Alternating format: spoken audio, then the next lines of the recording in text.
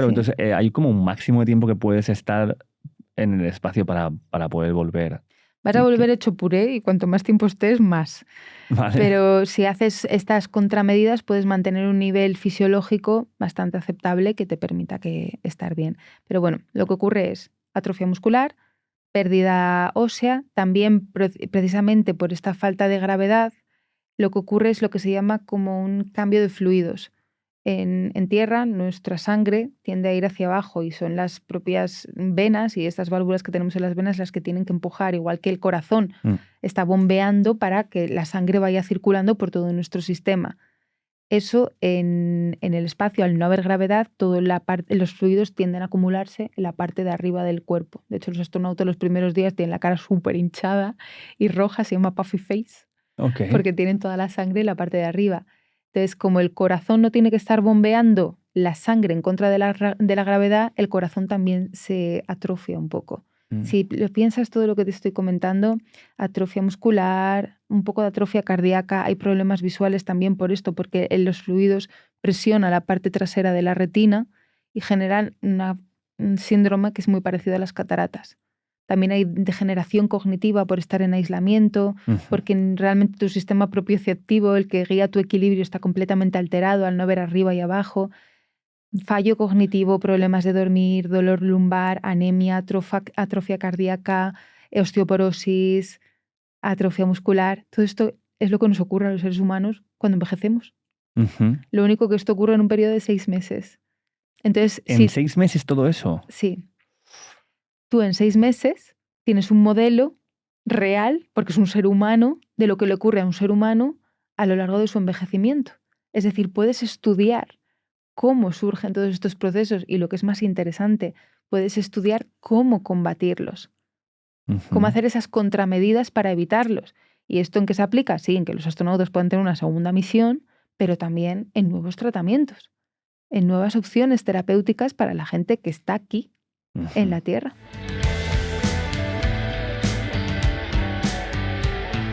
Espero que te vengas un día, ya que estamos, a vernos en directo al Sentido de la Birra Live. Llevamos ya varios shows en Madrid, estamos girando por toda España y va a ser siempre con un invitado o invitada sorpresa, que no sabrás quién es hasta el día del show. Esta conversación además no es posible sin ti porque necesitamos que escribas preguntas durante el show en directo para que se las hagamos al invitado y para que hablemos de ellas contigo, de hecho. Así que pídete las entradas que te las dejo aquí abajo en la descripción y nos vemos en el Sentido de la Birra Live.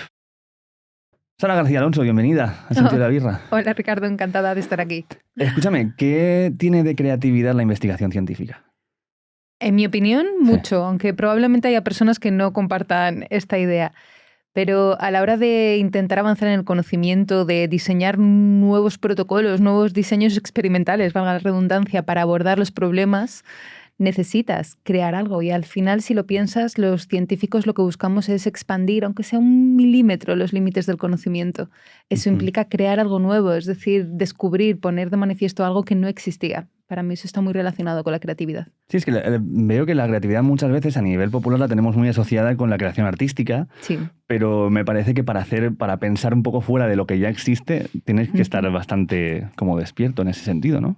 Sí, totalmente. Y además creo que cuantas más perspectivas tienes y en ámbitos más distintos te mueves, más fácil es que puedas conectar ideas y llegar a soluciones novedosas, originales, porque si al final solamente te centras en tu especialidad, en lo que se lleva haciendo durante décadas, es difícil ser original, porque te vas a basar y todos tus pensamientos y todas tus ideas van a estar un poco sesgadas por ese conocimiento que ya tienes en la mente. Entonces, esto de separar las humanidades de las ciencias como cosas que no se entrelazan en sí, como si tuvieran que ser diferentes formas de aprender la vida, a lo mejor no tiene muchísimo sentido. Para mí no tiene ningún sentido. Y si de mí dependiese, lo eliminaría ya esta distinción de letras o de ciencias.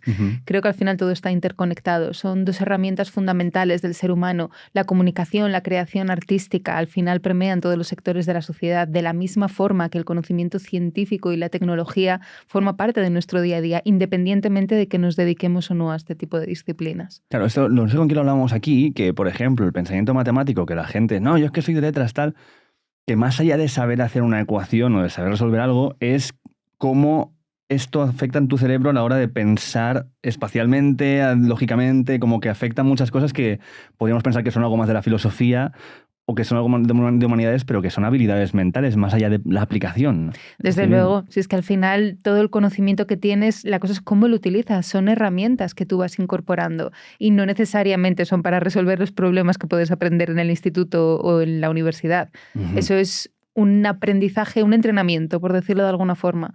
Pero luego todo ese conocimiento, ya sea más de la rama de humanidades o más de la rama de ciencias, lo vas a aplicar en tu día a día, en tus relaciones personales, en tu trabajo, en las tareas que puedes llegar a hacer desde ir al supermercado hasta tus propios hobbies. Yo Ujú. aplico ese razonamiento matemático haciendo crochet, por ¿Cómo, ejemplo. cómo es esto? Explícame. Porque al Explícame. final, cuando quieres hacer muñequitos Sí. con forma esférica, una cabeza, por ejemplo, si vas haciendo progresiones de múltiplos de 6 en un patrón, lo que estás consiguiendo es crear una esfera. Si vas manteniendo el mismo número de puntos en cada vuelta, lo que vas haciendo es que crezca hacia abajo en forma de cilindro. Si luego reduces, dar la forma tridimensional, se Ujú. puede hacer simplemente con procesos matemáticos, por poner un ejemplo, ¿eh? Ajá. Pero vamos, que es cuestión de, no sé, de aplicar las ideas, de coger un poquito de los distintos cajones del conocimiento para al final crear algo único. Por eso volvemos a la pregunta inicial de que para mí la creatividad y la ciencia están completamente ligadas. Yo veo también que desde perspectivas más creativas dentro de la parte artística o de humanidades, esto que, ¿no? Lo que decíamos antes, se ve a la gente que se dedica a la ciencia o que piensa de forma científica como gente encorsetada y muy cuadriculada en el pensamiento que tienen o en su forma de ver el mundo. No todo el mundo es así, pero al final una cosa que sí que tenemos en común todos los científicos es el rigor, el ceñirnos exclusivamente a los datos que de alguna manera están demostrados o están apoyados por la literatura científica o por experimentos previos. Y eso hace que no te quieras salir demasiado del cauce, porque ponerte a divagar o a elucubrar cosas que no tienen quizá fundamento no es una práctica muy habitual. Ujú. Entonces, quizá por eso se ve a los científicos como algo muy encorsetado, pero realmente tienes que incorporar todo ese conocimiento previo que ya existe, pero tienes que construir, poner un ladrillo más sobre ese muro del conocimiento y para eso tienes que aportar algo original, lo que implica que tienes que dejarte llevar, construir una hipótesis y luego, como es el método científico, ver si la puedes refutar, porque en realidad la ciencia se basa un poco en que sea falsable. Ujú. Cuando mucha gente intenta desmontar las hipótesis y cuando múltiples experimentos apoyan esa hipótesis, valga la redundancia, pues es cuando se considera que es parte del conocimiento científico. Oye, ¿qué vas a hacer estas vacaciones? O sea, perdón que te interrumpa la entrevista, pero es por una pregunta legítima. Que igual te puedo echar yo una mano con los gastos de las vacaciones. ¿Por qué? Porque N26, que es nuestro sponsor, es un banco digital maravilloso con el cual si te abres una cuenta usando este código de aquí, el sentido N26, te vas a llevar ya de entrada 50 pavos para ti para siempre, solo por tenerlo y usarlo durante el primer mes, sin trampa ni cartón. Aquí no hay comisiones que tú no sabes que va a haber, no es una cuenta de crédito que luego te la van a hacer la envolvente por detrás. Es todo súper transparente, gestión de 7 días a la semana de cualquier problema que tengas, puedes sacar pasta en cajeros en el extranjero sin que te cobren de más, cambio de divisas, o sea, muchísimas ventajas. ¿Qué más se puedes pedir en la vida? Además a un banco. ¿Qué más le puedes pedir a un banco? Venga, espero que sigas disfrutando de la entrevista. Hasta luego. Claro, entonces, ¿cómo es para ti cuando esa es tu forma de enfrentarte a las evidencias y a lo que existe? Formar parte de una conversación con alguien que está defendiendo cuestiones pseudocientíficas o desde las tierras planas hasta el tema de las vacunas y el autismo, hasta como muchas cosas que ya se saben demostradas como falsas, pero que mucha gente sigue sosteniéndolas como verdades porque me imagino que hay una parte de identidad o hay una parte de querer sentir que sabes más allá o que el mundo no solamente es lo que sabe la ciencia. ¿Cómo te enfrentas a ese tipo de conversaciones? Afortunadamente no he tenido que entrar en un cara a cara con alguna persona que abogue las pseudociencias. Bueno, sí, he tenido casos cercanos de, por ejemplo, personas que creen más en la homeopatía y yo les he intentado explicar por qué eso no funciona como un tratamiento, especialmente para enfermedades Ujú. que necesiten un tratamiento médico real, porque ahí hay riesgo para la salud y me parece importante que la gente entienda, porque muchas veces, en el caso, por ejemplo, de la homeopatía, es una cuestión de desconocimiento o de que han creído porque les ha llegado cierta información que es incorrecta. En esos casos en los que yo identifico que es una cuestión de que no tienen toda la información adecuada, yo intento aportársela, especialmente si me preguntan, ¿eh? Porque yo no soy de ir dando lecciones ni de diciendo a la gente lo que tiene que hacer. Eso Tampoco por hace supuesto. falta, ¿no? Pero por otro lado está la gente por ejemplo, el caso típico de los terraplanistas. Considero que entrar en un debate de argumentos, de los argumentos que apoyan que la Tierra es plana versus los argumentos que apoyan que la Tierra es esférica, para mí es un debate estéril, en realidad, porque creo que los datos científicos ya han pasado ese capítulo de la historia, ya se ha pasado el juego, ya está más que demostrado de cientos de formas. Creo que las personas que optan por la conspiración, por dudar del método científico, lo hacen más por un convencimiento, por una sensación de, no sé si de pertenencia, de exclusividad, de creencia incluso. Entonces, cuando ya estamos hablando de sentimientos y de lo que yo elijo creer, no hay debate científico ni debate argumentario detrás. Entonces, para mí no tiene ningún tipo de sentido. Me hace cuestionarme y me hace reflexionar sobre por qué surgen estas posturas y cada vez son más numerosas que optan por explicaciones simples o aquellas que son capaces de entender a problemas muy complejos. Me hace más reflexionar sobre eso, porque lo que no considero útil es, por un lado, lo que he comentado de entrar en debates de argumentos y, por otro lado, denostar a esas personas. Como, estos no tienen ni idea de lo que dicen. Son parte de la sociedad, igual que yo, igual que tú. Entonces hay que entender por qué la deriva nos está llevando a ignorar los datos científicos y que cualquier opinión sea válida. Claro, se usa mucho esta frase de es que lo que es verdad para ti no tiene que ser verdad para mí. Exacto, yo soy muy de respetar las creencias, pero claro, cuando ya entran en conflicto con cosas que se han demostrado, ahí es un problema, porque en mi opinión no todo es opinable.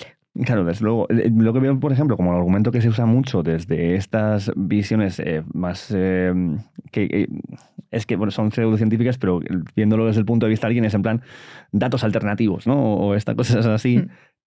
Es que hay un punto del hecho de decir, no, pero es que tú estás manipulado por un sistema que quieres que crea esto y sí, como tiene tanto poder y tiene tanta gente detrás, o tú eres parte de esto, de esta mentira que se está creando y entonces estás asalariada y eres, ¿no? Parte de eso, o es que te han engañado y tú no sabes ver más allá de la pantalla. Eso sí es más fácilmente rebatible. Y de nuevo volvemos al método científico. Estamos hablando de decenas de miles de investigadores e investigadoras que a lo largo de la historia han intentado refutar esas hipótesis acerca de, por ejemplo, cómo es la Tierra. Y todos y cada uno de ellos han ido aportando datos que apoyan esa hipótesis a lo largo de décadas. Pensar en una conspiración global por los poderes o el establishment que ha convencido a las mentes más brillantes del universo a apoyar, es rebuscado, Sí. es bastante rebuscado de narices. Es la navaja de Occam, ¿no? Claro, Sí, es decir, chico. exacto.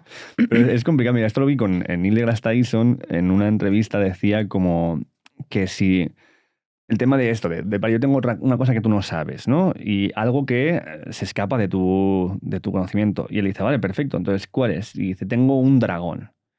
Dice, perfecto, pues vamos y enséñamelo. O sea, nada en la vida me gustaría más que saber que existe un dragón de verdad y poder saber cosas sobre los dragones. O sea, ojalá. No, pero es que es invisible. Vale, pero bueno, pero tiene que tener un volumen, ¿no? Entonces, si vamos al lugar, podemos tirar pintura o algún polvo que no sea dañino y que tal, o polvos de tal con el suelo y veremos cómo pisa y según la profundidad de la pisada, ¿no? Podemos tener información. No, es que levita y se mueve muy rápido, no lo vas a poder tocar. Entonces, chico, pues, no sé, ¿sabes? Llega un momento en el que tengo que decirte no te puedo creer, porque no me estás dejando demostrar algo para poder creerte. Por eso es tan útil el método científico, porque lo que busca es precisamente refutar esos hechos. No hay verdades, no hay dogmas absolutos en la ciencia. Hay hipótesis que a lo largo de los años pueden ser tan sólidas que se conviertan en teorías, pero esas teorías rara vez pasan a convertirse en dogmas que son inamovibles y están escritos en piedra, porque el método científico se basa en que tiene que ser falsable. Una hipótesis tú tienes que intentar refutarla y ver si los datos apoyan o no apoyan esa hipótesis. En el caso que me estás diciendo del dragón, no hay forma de comprobar si eso es así o no, entonces Claro, entonces querían hablar, bueno, pero es que no quieres creer lo que digo. Bueno, Es una cuestión de creencia. claro, entonces no hablamos de Y no puedo si, mostrarlo. claro, si es una cuestión de creencia, absolutamente todo vale. Eso es. Pero ahora, si eso quieres llevarlo a una aplicación real al mundo y que todo el mundo te crea, pues es otro nivel. De hecho, tu campo de investigación, que es el cáncer y la oncología, está extremadamente rodeado de un montón de pseudociencias que se venden como alternativas, paliativos, bueno, ni siquiera como paliativos, como curas, desde curanderos hasta la homeopatía misma. No sé cuánto entorpece esto o si es algo que tengáis que tener en cuenta a la hora de las investigaciones y de cómo divulgáis sobre esta información. Es un problema, en mi opinión, especialmente la homeopatía, porque se acaban confundiendo términos, se acaban mezclando ideas que pueden tener un punto con terapias y tratamientos y son cosas diferentes. Un cáncer diagnosticado tiene un tratamiento médico, ya puede ser quimioterapia, radioterapia, terapia dirigida, pero tiene una cirugía, tiene un tratamiento en general, a no ser que esté en un estadio muy, muy tardío o que el propio paciente decida no tratarse, en cuyo caso son paliativos hasta que esa persona fallezca. Pero hay un tratamiento. Luego hay otra serie de cosas que pueden ayudar a cómo te sientes tú, a cómo te sienta ese tratamiento, pero que en ningún caso, uno, van a evitar que tengas cáncer, porque no se puede evitar tener cáncer. Se le puede poner difícil e intentar disminuir esas probabilidades que todos tenemos de tener cáncer, pero no se puede evitar, por mucho que hagamos. Eso por un lado. Y dos, hay una serie de actuaciones que no te van a curar la enfermedad. Quiero dejar claro esos dos puntos. Por favor. Pero, dicho esto, ese paquete de medidas de las que voy a hablar ahora sí que pueden ayudar en ambos casos. ¿A qué me estoy refiriendo? Me estoy refiriendo a la alimentación, me estoy refiriendo al deporte, a cómo te encuentras tú a nivel mental.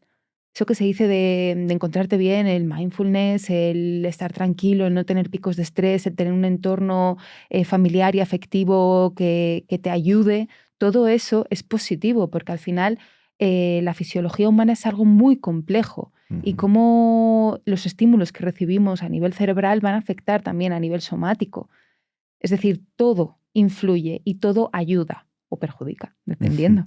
Pero dicho esto, todo ese paquete de medidas que van a ayudar a que tú te cures antes o a que el cáncer lo tenga más difícil, no son todo o nada. Es decir, se tiene que tratar con medicación. Y en el caso de la homeopatía, no es una medicación. Si el efecto placebo que puede tener la homeopatía hace que tú te encuentres mejor de alguna manera, puede llegar a ser útil en ciertas enfermedades que realmente no son graves. Pero si tú tienes una enfermedad que precisa un tratamiento y te tratas con homeopatía, no vas a conseguir nada. Sí, esto lo de alguien que tuvimos aquí, no sé si fue la hiperactina hace ya tiempo, decía que la hiperactina, o sea, que la homeopatía te cura de aquello que te va a curar igualmente tu cuerpo sin que hagas nada. Sí, totalmente. O alguien que te hipnotice y te haga sentir bien o cualquier circunstancia o que tú te convenzas por algún motivo de que tomar X suplemento que te dé el sol o pasear por el campo va a hacer que te sientas mejor. No hay una enfermedad grave que curar. Simplemente es un estado global del organismo en el que te encuentras de alguna manera mejor. La homeopatía, si tú te convences de que te funciona, va a aportar un poco lo mismo. No te va a curar ninguna enfermedad. ¿Qué te lleva a especializarte en oncología y en cáncer dentro de la investigación? Las circunstancias que fui viviendo, en realidad. Yo empecé la carrera de biotecnología en la Universidad de León porque no tenía muy claro en qué me quería especializar. Yo sí que tenía un objetivo que era avanzar en el conocimiento y de alguna manera que ese conocimiento, en el área que fuese, contribuyese a crear soluciones para los problemas a los que nos enfrentamos como sociedad, los que fuesen. Y de alguna manera la biotecnología respondía a eso. La biotecnología es la aplicación de la biología para generar productos o servicios en múltiples áreas. Y la biotecnología tiene colores. Puedes irte a la biotecnología verde relacionada con agricultura, a la biotecnología blanca relacionada con procesos industriales, al azul relacionada con los océanos, a la roja relacionada con biomedicina. Entonces yo quería tener todas las opciones abiertas, pero ir profundizando en ese conocimiento y en las bases de la biología molecular, de la química, de la ingeniería. Y fue en los últimos años de carrera cuando empecé a formarme en distintos laboratorios de todo tipo. Estuve en el Instituto de Desarrollo Ganadero, en el Centro Nacional de Biotecnología y ya en el último curso estuve en un instituto de biomedicina trabajando en proyectos relacionados con investigación oncológica. Ujú. Y ahí es donde de alguna manera me enganchó ese tipo de investigación, porque cumplía muy bien esos dos objetivos. Realmente el cáncer es un conjunto de enfermedades tan complejo que cualquier aporte de conocimiento que hagamos los investigadores supone mucho. Eso es un problema que hay que ir añadiendo pieza a pieza para ver si en algún momento damos con una clave. Entonces, Ujú. ese avanzar en el conocimiento me atraía y por otro lado creo que el beneficio para la sociedad de aportar algo, ya sea un método diagnóstico, un sistema de tratamiento, cualquier cosa que tú aportes va a mejorar la vida de la gente. Entonces cumplía mis dos motivaciones. ¿Y qué sabemos o qué has aprendido en este tiempo sobre el cáncer y su evolución desde que se empieza a diagnosticar como una enfermedad? Porque me imagino que hay un punto en el que la literatura médica, aparte de que no existe porque no existe la ciencia, el pensamiento objetivo, ¿no? Si te vas muy atrás en el tiempo, pero aún existiendo, seguramente se diagnosticarían como cosas que no se daba una misma causa o un mismo nombre a todo, sino esto puede ser una sintomatología de no sé cuántos, ¿no? Como hasta que se va agrupando y se va descubriendo que hay una misma cosa, que es esta reproducción celular descontrolada, o así lo Sí, diría yo, sí, ¿no? tal cual, muy bien dicho. Hasta que se descubre que esto es el motivo por el que está muriendo gente y que hay una especie de desarrollo común en todos, hay como todo un proceso hasta llegar ahí. ¿Dónde se empieza a hablar de cáncer a nivel médico? Uh, Buena pregunta, porque realmente casos de cáncer, es decir, de personas que desarrollaban tumores, han existido siempre. Hay un Ujú, papiro egipcio, si no me equivoco, que ya reportaba a un paciente que tenía un bulto, una especie de tumor en el pecho. Es decir, siempre ha existido. ujú, Parece que cada vez hay más casos de cáncer y tiene una explicación. Siempre ha sido algo parecido. En realidad no es que esté aumentando la incidencia. Hay algunos tipos de cáncer en los que sí que puede parecer que el tipo de vida o las condiciones pueden favorecer un incremento en esa incidencia, pero siempre ha habido casos de cáncer. ujú, Ahora parece que hay más, uno, porque vivimos más años y generalmente el cáncer tiene más probabilidades de surgir cuanto más mayores somos, porque al final es una acumulación de mutaciones que en algún momento hacen que la célula se craquee y ujú, empiece a dividirse de manera descontrolada. Entonces, por un lado, vivimos más años y por otro lado, los sistemas de diagnóstico han mejorado. Entonces, ahora se diagnostican más casos de cáncer que antes pasaban desapercibidos o como otro tipo de enfermedades. ujú, ¿Cuándo empieza a surgir todo esto? Para mí un hito y además que me toca de manera directa porque es el jefe de mi laboratorio, el doctor Mariano Barbacid, estuvo involucrado en el descubrimiento del primer oncogen. Fue la primera vez que se achacó a una mutación genética la aparición de células tumorales. ujú. Y ese oncogen que se descubrió en 1982, hasta hace 2 años ni siquiera tenía un medicamento eficaz. ¿Y Es- cuál era, o sea, cómo se veía antes de este hito? ¿Cuál era la visión del cáncer? No se sabía de cómo surgía realmente. Sí que podías detectar esas a nivel morfológico, a nivel histopatológico, es decir, de tejidos.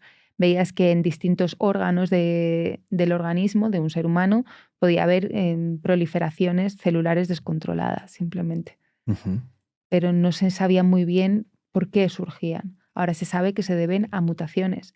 Realmente las células tienen un sistema de control de su división perfectamente regulado, porque es algo crítico. Al final va a depender de que nuestros tejidos se mantengan como adultos y ya cuando estamos creciendo o cuando vamos a generar los gametos, las células sexuales para tener descendencia, es un proceso crucial. Las células se tienen que dividir de manera controlada y se tienen que generar copias perfectas del material genético, del ujú, ADN. Como es un proceso tan crítico para los seres vivos, hay una serie de sistemas de control que, que regulan lo que se conoce como ciclo celular. Yo muchas veces pongo el ejemplo de un coche. Es un ejemplo un poco sencillo y ya manido en ciencia, pero creo que se entiende bastante bien. Una célula sería en este caso como un coche. Cuando tiene que ir hacia adelante, es decir, dividirse en este caso, se pulsa el acelerador, ujú, que son genes que promueven esa división celular en este caso.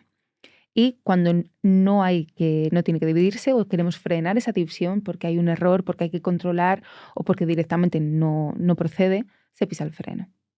Eso es lo que ocurre en un sistema normal. En un ujú. coche que funciona perfectamente, el acelerador y el freno hacen lo que tienen que hacer. Ok. ¿Qué ocurre en una célula del cáncer, en un coche averiado?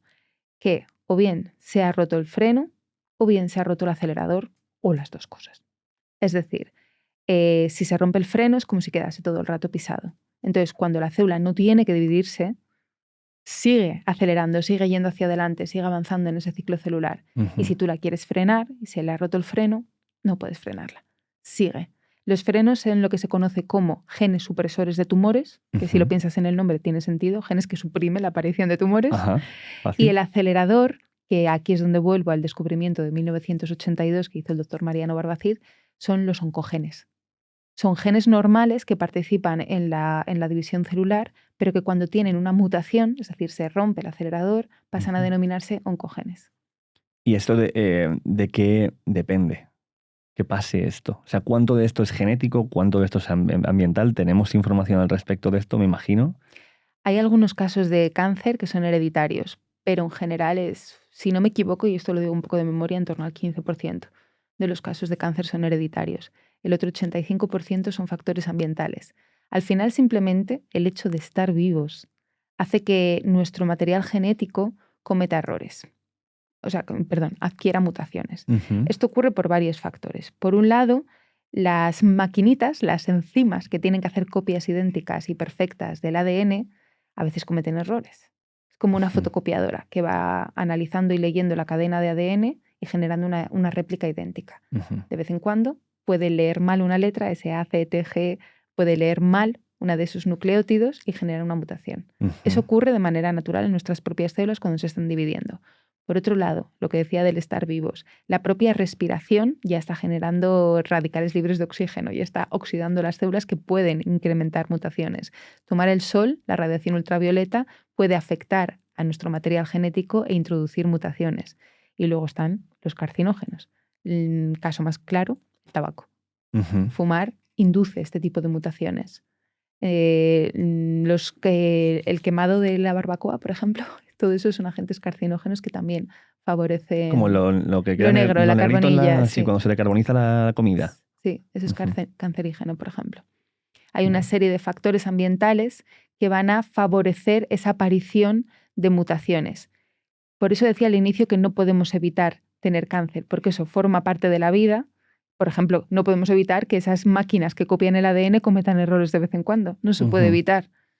Pero podemos evitar incrementar este número de mutaciones, por ejemplo, no fumando o no consumiendo demasiados productos cancerígenos. Eso es un ejemplo. Claro, aquí siempre hay que te dice, pero mira este que era tan sano y hacía deporte y comía tal y cual, y a los 30 y pico se lo lleva un cáncer. Y este otro que tiene 80, ¿no? Sale mucho a veces el ejemplo de Compay Segundo, que era este cantante de salsas, que el tipo ha fumado puros desde los 6 años, bebiendo ron, tal, y el tipo ha vivido hasta los 80 y pico. Claro. Y no le ha pasado nada, ¿no? O sea, es como, esto es así de lotería. En cierto modo sí, porque todas estas mutaciones de las que yo estoy hablando, ahora te estoy diciendo como un poco las causas, ¿no? de esa mutación, que son los agentes carcinógenos, el hecho de estar vivos y los propios errores de las máquinas que copian el ADN. Esas mutaciones ocurren en todo nuestro genoma, en todo nuestro material genético. ¿Qué ocurre? Que se tienen que dar en ese acelerador y en ese freno, que son varios, ¿eh? Hay múltiples genes que actúan como aceleradores y que actúan como supresores tumorales, es decir, como freno. Cuando se empiezan a acumular mutaciones en esos genes clave, ya no pueden funcionar de manera normal. Entonces, esa célula con esas mutaciones empieza a dividirse de manera descontrolada y puede acabar generando un tumor.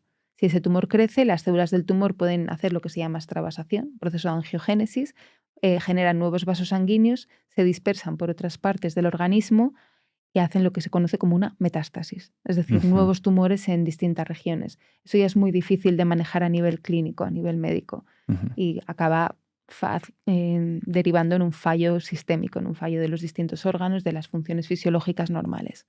Pero al final es un poco, sí, lotería. Tienen que darse estas mutaciones en los genes que están implicados en la regulación.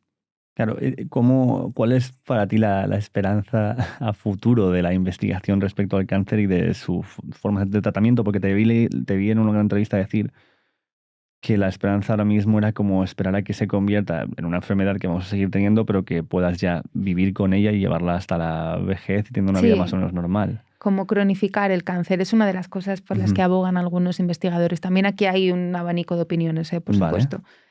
em, el hecho de que el cáncer proceda de nuestras propias células y que de alguna forma no se pueda evitar hace difícil hablar de la cura contra el cáncer. Pero si estos tumores aparecen muy tarde en la vejez, Ujú. probablemente nos muramos de otra cosa. Incluso a lo mejor tenemos algún tumor y ni siquiera somos conscientes, porque otro de los problemas muy vinculados también al manejo de los distintos tipos de cáncer, especialmente con algún tipo de cáncer, por ejemplo el de pulmón y el de páncreas, que son con los que yo trabajo, Ujú. es que cuando empiezan a manifestar síntomas suele ser muy tarde. Es decir, tú tienes a lo mejor un tumor en el pulmón y no lo sabes. Cuando empiezas a sentir dolor, Ujú. eso Claro, probablemente es tarde y no podemos estar haciendo radiografías semanales a la gente a ver si de casualidad ha generado, bueno, esto es otro tema también de debate, ¿eh? Si habría que hacer diagnóstico temprano de manera sistémica a toda la población para evitar este tipo de cosas. Es muy complejo, como puedes ver. claro. En órganos externos, como las mamas, por ejemplo, el colon, que se puede hacer por una colonoscopia, esas pruebas periódicas permiten detectar el cáncer en un estadio muy temprano y cuando tú lo detectas muy pronto, lo extirpas. Si es que al final lo que más cura el cáncer es la cirugía. Si Ujú. está localizado y encapsulado un tumor, lo eliminas y ya está. Se puede dar aparte unas pequeñas dosis de tratamiento, quimioterapia, radioterapia, para asegurarte de que no ha quedado ninguna célula cancerígena y que si queda la vas a destruir para que no se vuelva a reproducir en el futuro, pero en general se curan la mayor parte de los cánceres. O digamos que tiene un nivel que no te va a impedir vivir o tus funciones fisiológicas normales. A eso es a lo que me referiría Ujú. con cronificar el cáncer. El por qué especialmente, y esto es una cuestión, una pregunta personal, porque sí que tuve una persona muy cercana que tuvo cáncer de páncreas y es como absolutamente fulminante. O sea, el momento en que Sí, te diagnostican, porque ya se ha empezado a sentir algún síntoma, como dices tú, es tarde, y lo que fue para nosotros sorprendentes es que le daban muy pocos meses y esta persona aguantó casi 3 años con un cáncer extremadamente invasivo que te iba comiendo. ¿Por qué especialmente el de páncreas es tan chungo y hace metástasis tan rápido, por lo que llegué a entender? sí. En parte por lo que comentaba antes de que se suele diagnosticar muy tarde. Ujú. Ya cuando te diagnostican un cáncer de páncreas generalmente está bastante extendido. Es un tumor que se conoce como muy frío, responde muy mal a distintos tratamientos, bueno, responde mal prácticamente a todos los tratamientos. Entonces no hay opciones terapéuticas buenas para su manejo. Ujú. Pero ¿por qué especialmente este es el que tiene? O sea, ¿hay algo de que sea en el páncreas lo pone más difícil? Sí, sí, realmente está muy relacionado con el tipo de tejido en este caso. Al final, cada órgano tiene sus particularidades. Ujú. Desde cómo accede nuestro sistema inmunitario, porque nuestro propio sistema inmunitario ataca al cáncer, intenta librarnos de él. En función del órgano, va a ser diferente cómo funciona en unos y en otros. Y también por la propia funcionalidad del órgano, para qué sirve, para qué no sirve. Al final es un conjunto de cosas. Es que por eso es algo tan complejo Ujú. y no podemos hablar de el cáncer, porque realmente cada tipo de cáncer es único. Y de Claro. hecho, cada paciente es único, porque lo que se conoce como las comorbilidades, es decir, el resto de patologías, el tipo de vida, el estilo de vida que lleva esa persona, su carga de mutaciones intrínsecas, su propia genética, todo eso va a influir en cómo de rápido avanza la enfermedad, en cómo responde al tratamiento. Y todo esto para hablar de un solo tipo de cáncer. Y ya si Ujú. encima me comparas un cáncer de páncreas con un cáncer de mama, con un cáncer sanguíneo, es que no tiene nada que ver. Claro, además, esto que has dicho antes de que si lo llegas a tener de mayor es más difícil que te mueras de esto, tiene que ver con la velocidad a la que se reproducen las células cuando eres más mayor, porque va más lento el cuerpo o algo así, ¿o no? En parte es menos, suele ser menos agresivo, en parte por eso. Porque Ujú. digamos que los tejidos ya tienden a lo que se conoce como senescencia, Vale. que está ligado precisamente a la vejez. Eh, También fisiológicamente no estás tan fuerte como cuando eres joven. Entonces, Claro, es como ¿hay algún aparte de esto que dijiste, de este descubrimiento que hizo, tú, que has dicho era tu mentor, jefe de sí, laboratorio, es el jefe del grupo en el que yo ajá, trabajo. ¿hay algún hito del tiempo que llevas tú trabajando en investigación, algún momento, algo que haya sido un hallazgo que hayas dicho: "Ostras, esto, no sé, marca un antes y un después desde lo que yo he podido investigar o hacer"? casi todo el conocimiento que se va generando cuando encuentras una causa, un tipo de mutación que está relacionada, ayuda. Para mí hay varios hitos, mira, por decirte algunos, y están relacionados más con tratamiento, porque es un poco en lo que yo me he especializado, que es en medicina personalizada, terapias dirigidas. Para mí un punto muy, muy clave fueron precisamente esto, en lugar de utilizar la quimioterapia, que ha salvado muchas vidas, y se sigue utilizando a día de hoy, pero la quimioterapia, me voy a derivar un poquito y luego vuelvo a la respuesta, pero para poner un poco de contexto. La quimioterapia está dirigida a células que se dividen, es decir, destruye todo aquello que se está dividiendo. En el caso de un tumor parece útil, porque lo que tenemos en un cáncer, el que sea, y aquí por eso la quimioterapia vale para todos los tipos de cáncer, son células que se dividen de manera descontrolada. ¿Qué ocurre? Que los efectos secundarios son muy graves, son tóxicos, porque en nuestro cuerpo no solamente las células del cáncer se están dividiendo, tenemos una serie de células que las propias, para mantener los tejidos, si nos hacemos una herida, esas células se tienen que dividir para cerrar esa herida. Otras células que se dividen de manera muy activa son todas las de las criptas del intestino, de ahí que tengamos tantas náuseas. Las de la médula ósea para regenerar nuestro sistema sanguíneo, de ahí que nos sintamos con mucha fatiga y muy débiles cuando recibimos un tratamiento de quimioterapia, o las de los bulbos pilosos, de ahí que se nos caiga el pelo. Es decir, el efecto secundario de la quimioterapia es muy drástico. Entonces, como alternativas, ha surgido lo que se conoce como terapias dirigidas. Es decir, en lugar de utilizar una especie de tóxico que mate a todas las células que se están dividiendo, voy a intentar buscar qué tiene de particular la célula del tumor de este tipo concreto de cáncer y diseñar un medicamento que solamente identifique esa célula y bypassee, por decirlo de alguna forma, las células normales. Eso es lo que se conoce como terapia dirigida. Entonces, ¿qué particularidades pueden tener los distintos tipos de cáncer? El que yo trabajaba durante la tesis doctoral, por ejemplo, era un tipo de cáncer de mama que se llama HER2 positivo. Y le tengo cariño a esta proteína porque de los primeros fármacos de medicina personalizada que surgieron en los años 90 es la Herceptina. Ese fármaco es como un anticuerpo, como los que tenemos en nuestra sangre. Los anticuerpos de nuestra sangre reconocen patógenos, se unen a ese patógeno y hacen que nuestro sistema inmune lo marcan para que lo destruya. Podemos utilizar estos anticuerpos para que reconozcan lo que a nosotros nos interese. Eso es biotecnología, por ejemplo. Por eso me gustaba tanto la biotecnología. Pues la Herceptina lo que hace es reconocer HER2. Todas nuestras células tienen esta proteína que se llama HER2, pero las células del cáncer de mama HER2 positivo tienen como 20.000 unidades por cada 2.000 unidades o 200 unidades que pueda tener una célula normal. Es decir, tienen preferencia hacia las células del cáncer. Eso es un ejemplo de terapia dirigida. Para mí marcó un antes y un después. Cuando empiezas a ser más fino a la hora de los tratamientos, en lugar de matar moscas a cañonazos, intentar dar con la clave. Eso fue un hito en investigación y en tratamiento del cáncer. Otro que está surgiendo, que ha surgido recientemente en los últimos años, es la inmunoterapia. Es una cosa relativamente parecida, es decir, es más terapia dirigida, pero más genérica. Lo que hace es atacar los sistemas que utilizan las células del cáncer para evadir el sistema inmunitario y utilizar nuestro propio sistema inmunitario, nuestras células del sistema inmune para atacar el cáncer.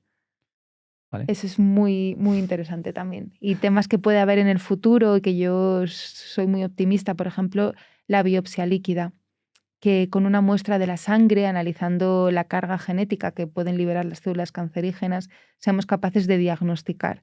Que con un análisis de sangre podamos saber si tú tienes cáncer de pulmón.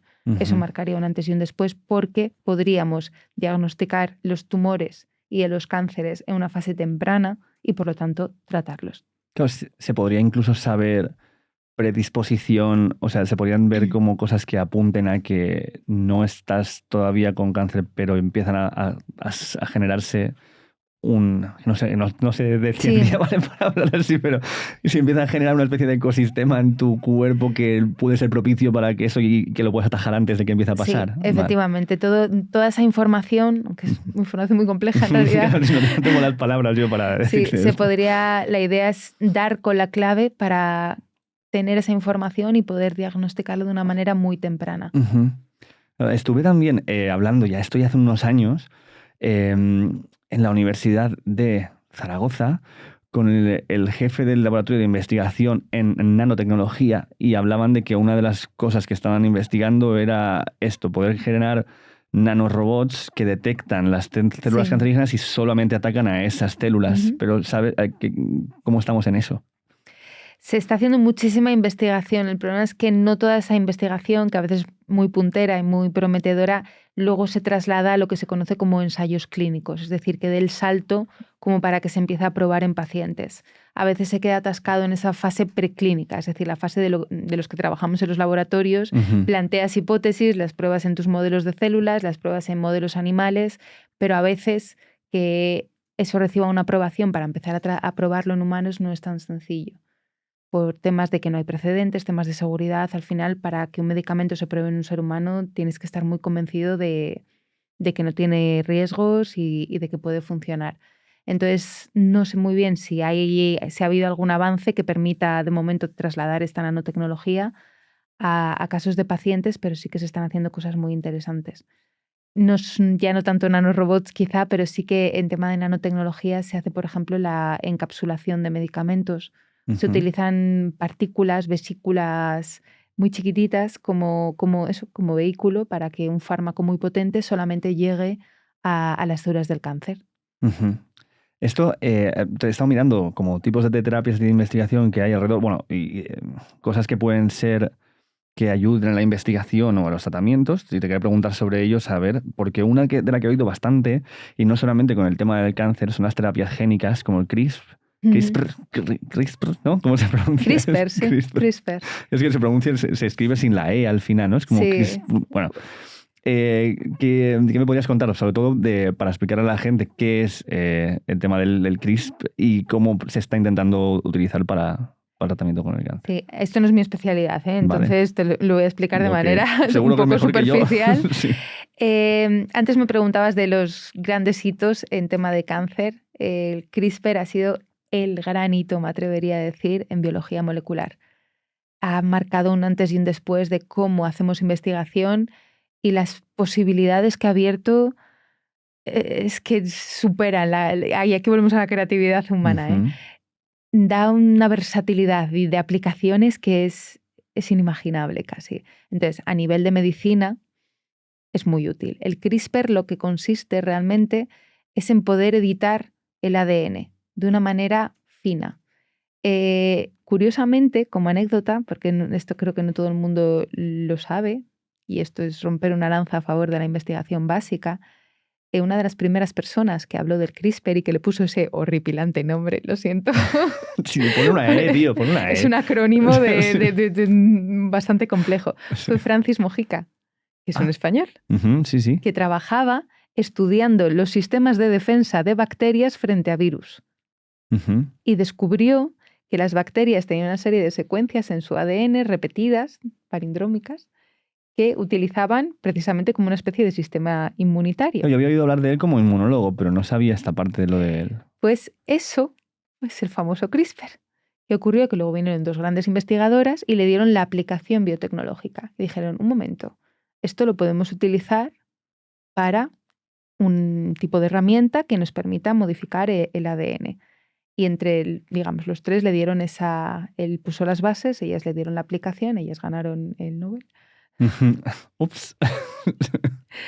¿Pero en qué consiste esto? Consiste en una estructura molecular Ujú, que reconoce secuencias muy específicas del ADN y puede cortarlas donde tú quieres, exclusivamente. Puede cortar una o dos hebras del ADN. ujú, Y si tú le das un molde, puede introducir o modificar esa secuencia a tu gusto.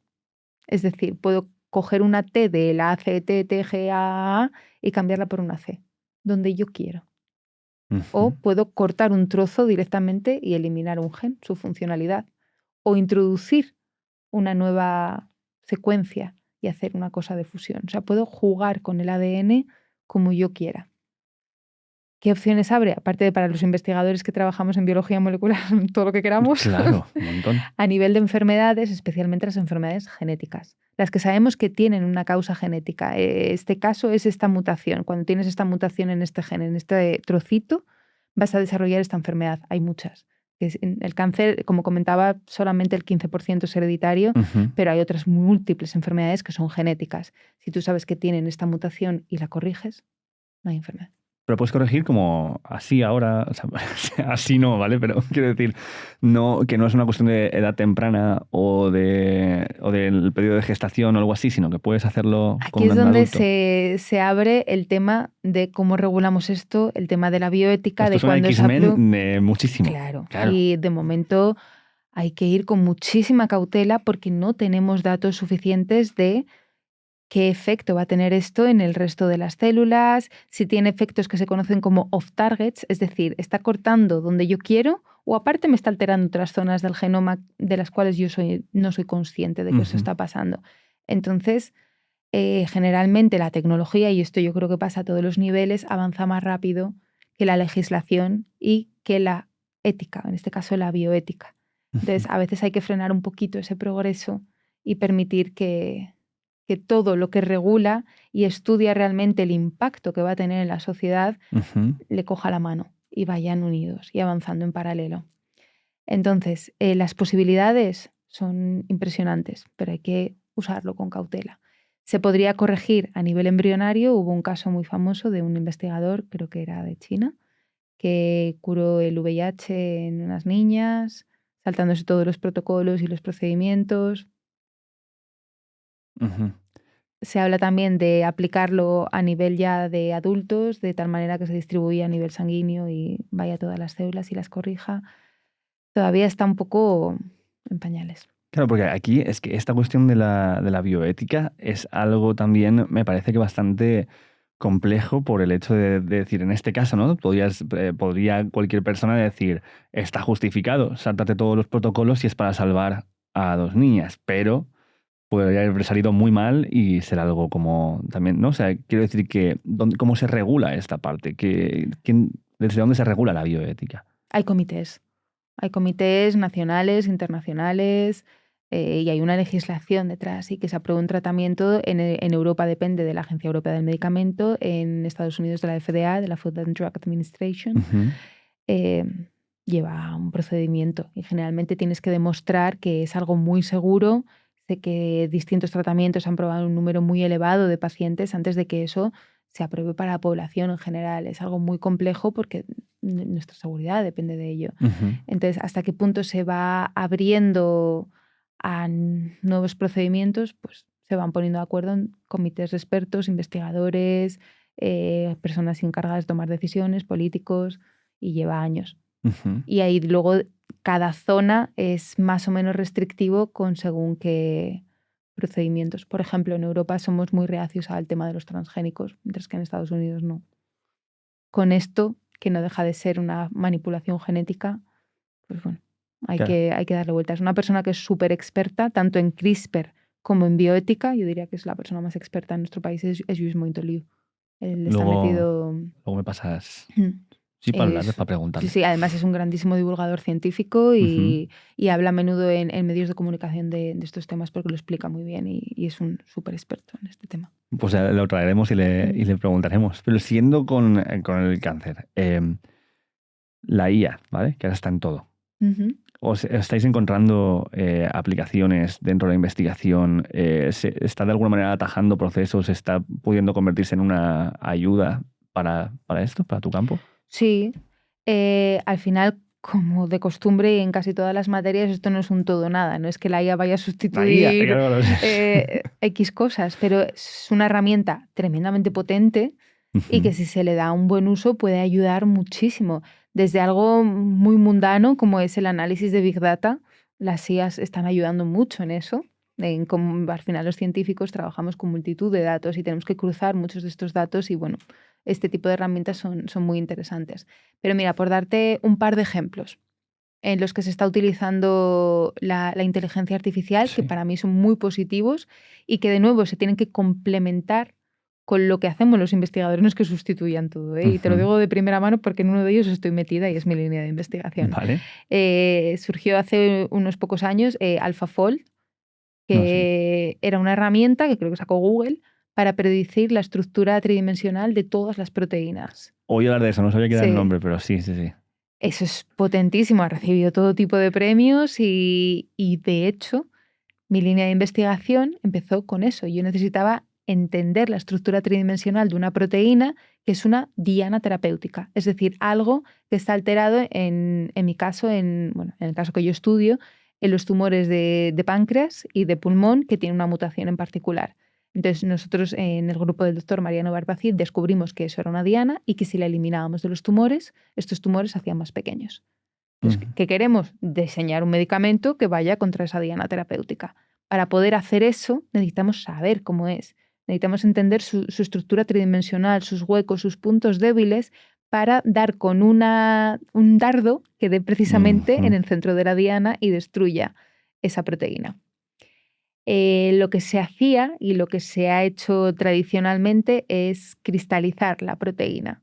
O ahora, más recientemente, lo que hice yo es vitrificarla, congelarla y analizarla con microscopios electrónicos. Pero antes hacía cristales de proteína y una técnica física que es la difracción de rayos X y luego analizando los patrones de difracción y con metodología física reconstruyes tridimensionalmente los átomos de esa proteína.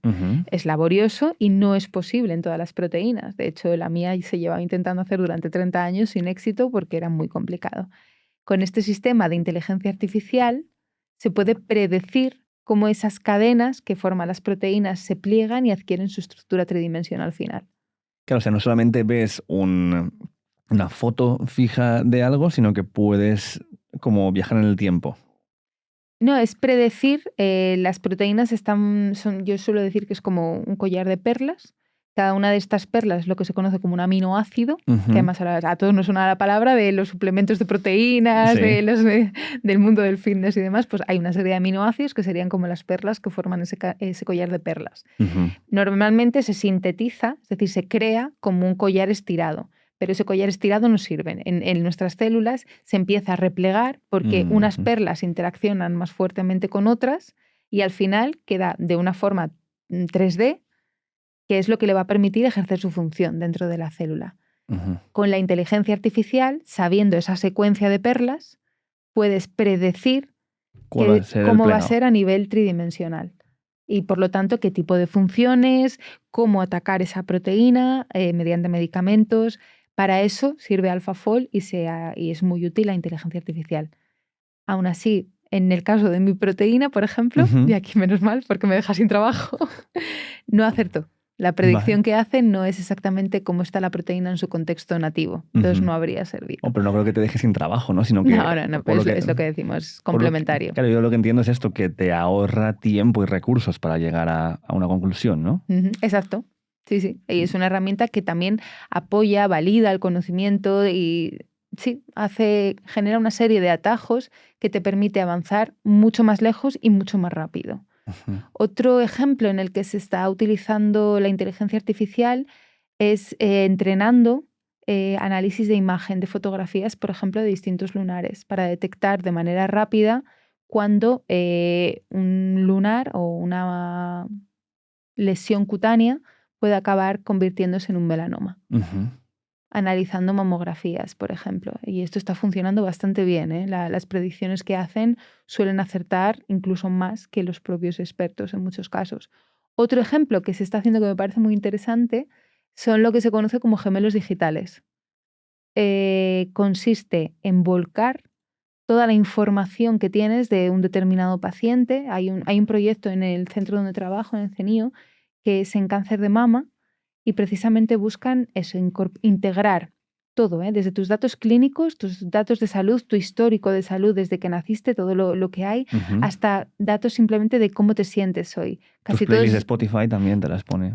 Pueden influir en tu estado anímico, que por lo tanto puede influir en tu nivel de ansiedad, que puede influir en tus niveles de cortisol, que a su vez en tu sistema inmunitario. Todo está relacionado. Con lo dicho coña, pero parece ser que tenía... Sí, hasta si has tenido o no relaciones sexuales ese día, puede afectar de alguna manera a tus niveles hormonales Y eso a su vez, por ejemplo, en un caso como el cáncer de mama, que muchas veces están relacionados con receptores hormonales, puede estar afectando de alguna manera. Los pasos que has caminado hoy, todos llevamos ahora, no todos, pero muchos llevamos wearables que monitorizan desde cómo te late el corazón y si has tenido algún pico, hasta tus horas de sueño, hasta el ejercicio que haces al día. Integrar todos esos datos, claro, un médico no es capaz de ponerlo todo en su contexto, pero una inteligencia artificial sí que puede de alguna manera predecir si tienes 3 opciones de tratamiento, el A, el B y el C. Lo que hacen los oncólogos es ir probando uno y descartando, a veces guiarse por intuición o por otros casos similares, pero de esta manera se puede a lo mejor determinar cuál es el más óptimo para ti o cómo vas a responder. Toda esta información es útil. De momento, claro, todo esto son pruebas de concepto y son investigaciones que están en marcha. No es que ya está, mañana nos ponemos a tener todo nuestro gemelo digital y probar en ello los tratamientos. Pero bueno, lo de los gemelos digitales al final busca estudiar esto en un sistema virtual que sería tu versión, antes de dártelo a ti a nivel físico. Claro, pero yo creo que ahora mismo estar viviendo para poder trabajar en investigación con todo ¿no? Como este crecimiento tecnológico exponencial tan fuerte, es como me imagino que romper barreras de una manera bastante constante, ¿no? O es una fantasía lo que yo estoy diciendo. Sí, en cierto modo sí, y en otro cierto modo no. Bueno, también un poco por lo que hablamos quizá del rigor y de lo encorsetados que pueden estar los científicos. No es que digo que estén en contra de abrir la mente a las nuevas tecnologías, todo lo contrario. Yo creo que todos los que trabajamos en ciencia queremos incorporar todo lo nuevo, pero al final tú no lo tiras todo por una nueva tecnología, simplemente utilizas nuevas herramientas para abordar distintos problemas, pero estos problemas son muy complejos. Una única célula es de los sistemas más complejos que yo he visto en mi vida. Entonces, tener nuevas herramientas para desentrañar el conocimiento que hay detrás, que la causa última, la etiología de las enfermedades, es útil. Pero eso no significa que porque tengamos esa tecnología vayamos a solucionar todos los problemas y todas las enfermedades, porque no, es muchísimo más complejo que eso. Pero nos permite avanzar más lejos y más rápido. Lo de la célula, yo vi un documental hace ya unos años, pero en ese momento era como súper puntero 3D tal, que se llamaba como Hidden Life of a Cell. Bueno, no sé si has visto esto, que te presentan cómo funciona una célula, pero desde la narrativa de una célula siendo atacada por un virus. Ajá. Entonces te explica desde cómo recibe el virus pensando que es una proteína, ¿no? Lo asimila pensando que tal, y cómo el virus además parece que no está vivo, pero funciona como si algo que está vivo, ¿no? Pero yo flipaba evidentemente está explicado y puesto para que tú puedas, como persona que lo está viendo, más o menos acercarte a ese conocimiento. Pero flipaba como había como, no sé cómo se llama esto, como pequeñas cadenas de proteínas que tienen una motricidad que es para ir transportando cositas de un lado a otro. No sé si eso es simplificado hasta lo absurdo. Si tiene, No, o si es así. A ver, yo le llamaba el señor Zapatos, ¿vale? ¿En serio? Claro, si yo lo veía y digo, pero esto cómo va a ser así. Y luego hablando con gente me dice, sí, esto es que es maravilloso. Pero es una locura eso. Es maravilloso, sí, cómo funciona la célula. Es que es como un sistema en su totalidad y hay de todo. Hay cadenas de transporte, hay tantas proteínas y cada una tiene su función. Es maravilloso y tremendamente complejo porque luego no todo en la célula se lo juega a una carta. Es decir, cada uno de los sistemas y de funciones a su vez tienen sistemas como de backup, de tal manera que si uno falla, por ejemplo, lo que hablamos antes del acelerador y el freno, si uno falla, hay otros 5 aceleradores y hay otros 5 frenos.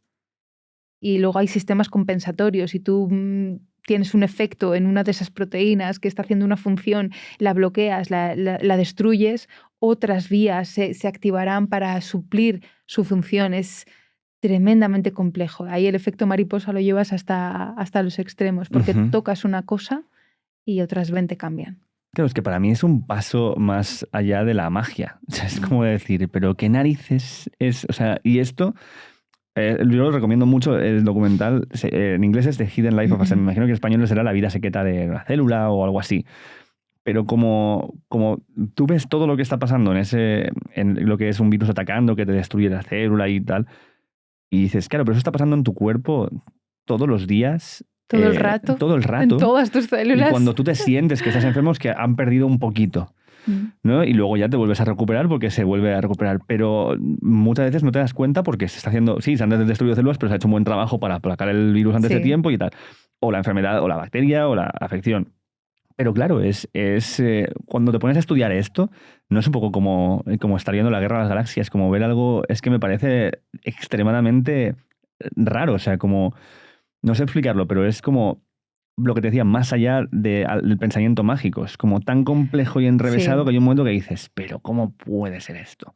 Sí, sí, estoy totalmente de acuerdo. Y yo en la carrera en múltiples asignaturas, me parecía eh, casi rozando la magia de alguna manera. Simplemente piensan cómo somos como adultos. Una cosa que nos dicen, que es verdad, no es que nos lo digan, es una realidad, Vale. que es que el material genético, nuestro ADN, es exactamente el mismo en todas y cada una de las células. Y luego tú Ujú, miras un adulto y ves que tenemos piel, que tienes un corazón que late, ujú. tienes nervios que transmiten impulsos nerviosos, corrientes eléctricas, tienes músculos, tienes un hígado. ¿Cómo es posible que todas esas células, el manual de instrucciones, que es el ADN, sea exactamente el mismo Ujú. y sin embargo se hayan especializado, que es lo que ocurre, que se encienden y se apagan unos y otros simplemente, pero el material está ahí, hasta el punto de que se nos hayan formado órganos, sistemas y que todo tenga tal armonía que sea un adulto, un ser vivo, un ser humano funcional? Y de manera estocástica es una cosa muy Y toca el particular. piano. Y Es toca el como, piano, ¿qué? sí, Además. encima aprende. Y claro, esto no me acuerdo quién se lo escuché decir, pero que decía que las células son como si, imagínate que el cuerpo humano fuera el mundo, pero ese mundo fuera creado solo por personas. Y cada una habla el idioma de la parte en la que está, que significa crear esa parte. O sea, sé Ujú. que si tú eres esa persona y vives en el hueso, pues hablas hueso. Sí, Pero al hablar hueso creas la realidad hueso. sí, tal cual. No sé si tiene Es sentido una lo que buena estoy diciendo. analogía, sí, me gusta. Sí, sí. O sea, como que todo parte de un mismo tipo de célula que se especializa según el lugar en el que está para cumplir la función que Sí, ese ADN le marca en ese lugar específico. sí, sí, sí. Eso está relacionado con lo que se conoce como epigenética, que a lo mejor te suena el Sí. término, se está haciendo muy popular. Em, lo que consiste esto es que todos tenemos los mismos genes, el mismo material genético. Pero cada uno de esos genes puede estar encendido o apagado. Se enciende o se apaga en función de ciertas marcas que se le pongan al propio ADN, que es lo que se conoce como epigenética. Ujú. Entonces, en el mundo hueso se han encendido todos los genes que son útiles para el mundo hueso y todos los demás están apagados. Ujú. En el mundo cerebro es lo mismo, se cambian. Vas aprendiendo las palabras solamente utiliza las palabras de ese contexto y el resto están apagadas. Ujú. Pero no es que hayan desaparecido, están ahí porque el material genético es el mismo, simplemente están silenciadas. Pero tú podrías coger una célula de una parte del cuerpo y llevarla a otra y que entonces hable ese idioma. Sí, eso lo hacía yo en la carrera. Era maravilloso. ¿Cómo es esto? Cuéntame esto. Sí, esto también fue un grandísimo descubrimiento en el que se conocen como las IPS. IPS es de Induced Pluripotent Cell. Ujú. Lo hizo Yamanaka, un investigador que lo que hizo fue transfectar, es decir, introducir artificialmente 4 genes, lo que se conoce como el cóctel de Yamanaka, Ujú. en una célula adulta, una célula de la piel, una célula del músculo, y lo que hace es revertir toda su especialización hasta convertirla en lo que conocemos como una célula madre. Ujú. Y una célula madre, una célula troncal, que es el nombre, el término correcto, se puede especializar en cualquier tipo de célula. Es un CD virgen. Sí, sí, sí, exacto. Vale. Entonces esto sería como formatear el CD, Sí. dejarlo virgen y luego grabar lo que te dé la gana. Entonces yo hacía esto en el laboratorio, generábamos IPS y yo luego, dándole una serie de cócteles, conseguía que se diferenciasen en lo que yo quería. Yo estaba estudiando angiogénesis, es decir, cómo los tumores generan vasos sanguíneos y si las células del cáncer se metastatizan al cuerpo. Entonces yo quería que esas células troncales se convirtiesen en células endoteliales, es decir, las células que recubren los vasos sanguíneos y células cardíacas. Ujú. Lo hacía con una serie de cóctel y todavía recuerdo la primera vez que viendo mi plaquita Petri al microscopio, la placa latió. Las células se habían especializado en células cardíacas y literalmente latían. Pegó un grito, en el laboratorio, pero fue precioso, fue un Wow. momento mágico ahí a nivel de investigación. Y Claro. era una célula virgen en las que había grabado la información del mundo corazón. Ostras, es que eso me parece. O sea, tú si tuvieras financiación infinita para un proyecto, ¿qué, qué elegirías? Uy, me cuesta mucho ponderar en importancia al Vale. final. Es, Vamos a poner es- un área. Y entonces, en plan de dicen, tenemos financiación infinita para que tú decidas en qué la gastamos de investigación. Puede ser un proyecto, puede ser un área de investigación con varios proyectos, pero ¿dónde te pondrías? hmm, una pregunta difícil esta.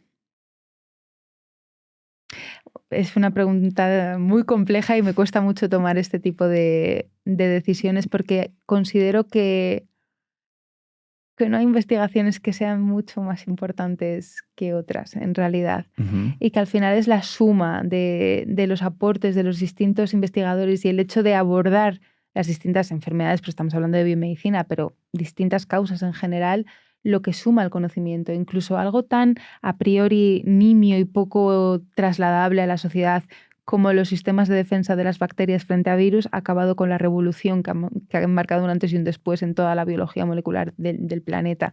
Entonces, nadie habría financiado a Francis Mojica. Ujú. Y gracias a lo que él hizo, se ha abierto un nuevo mundo. Entonces me cuesta mucho ponderar y decir, no, pondría todo el dinero aquí.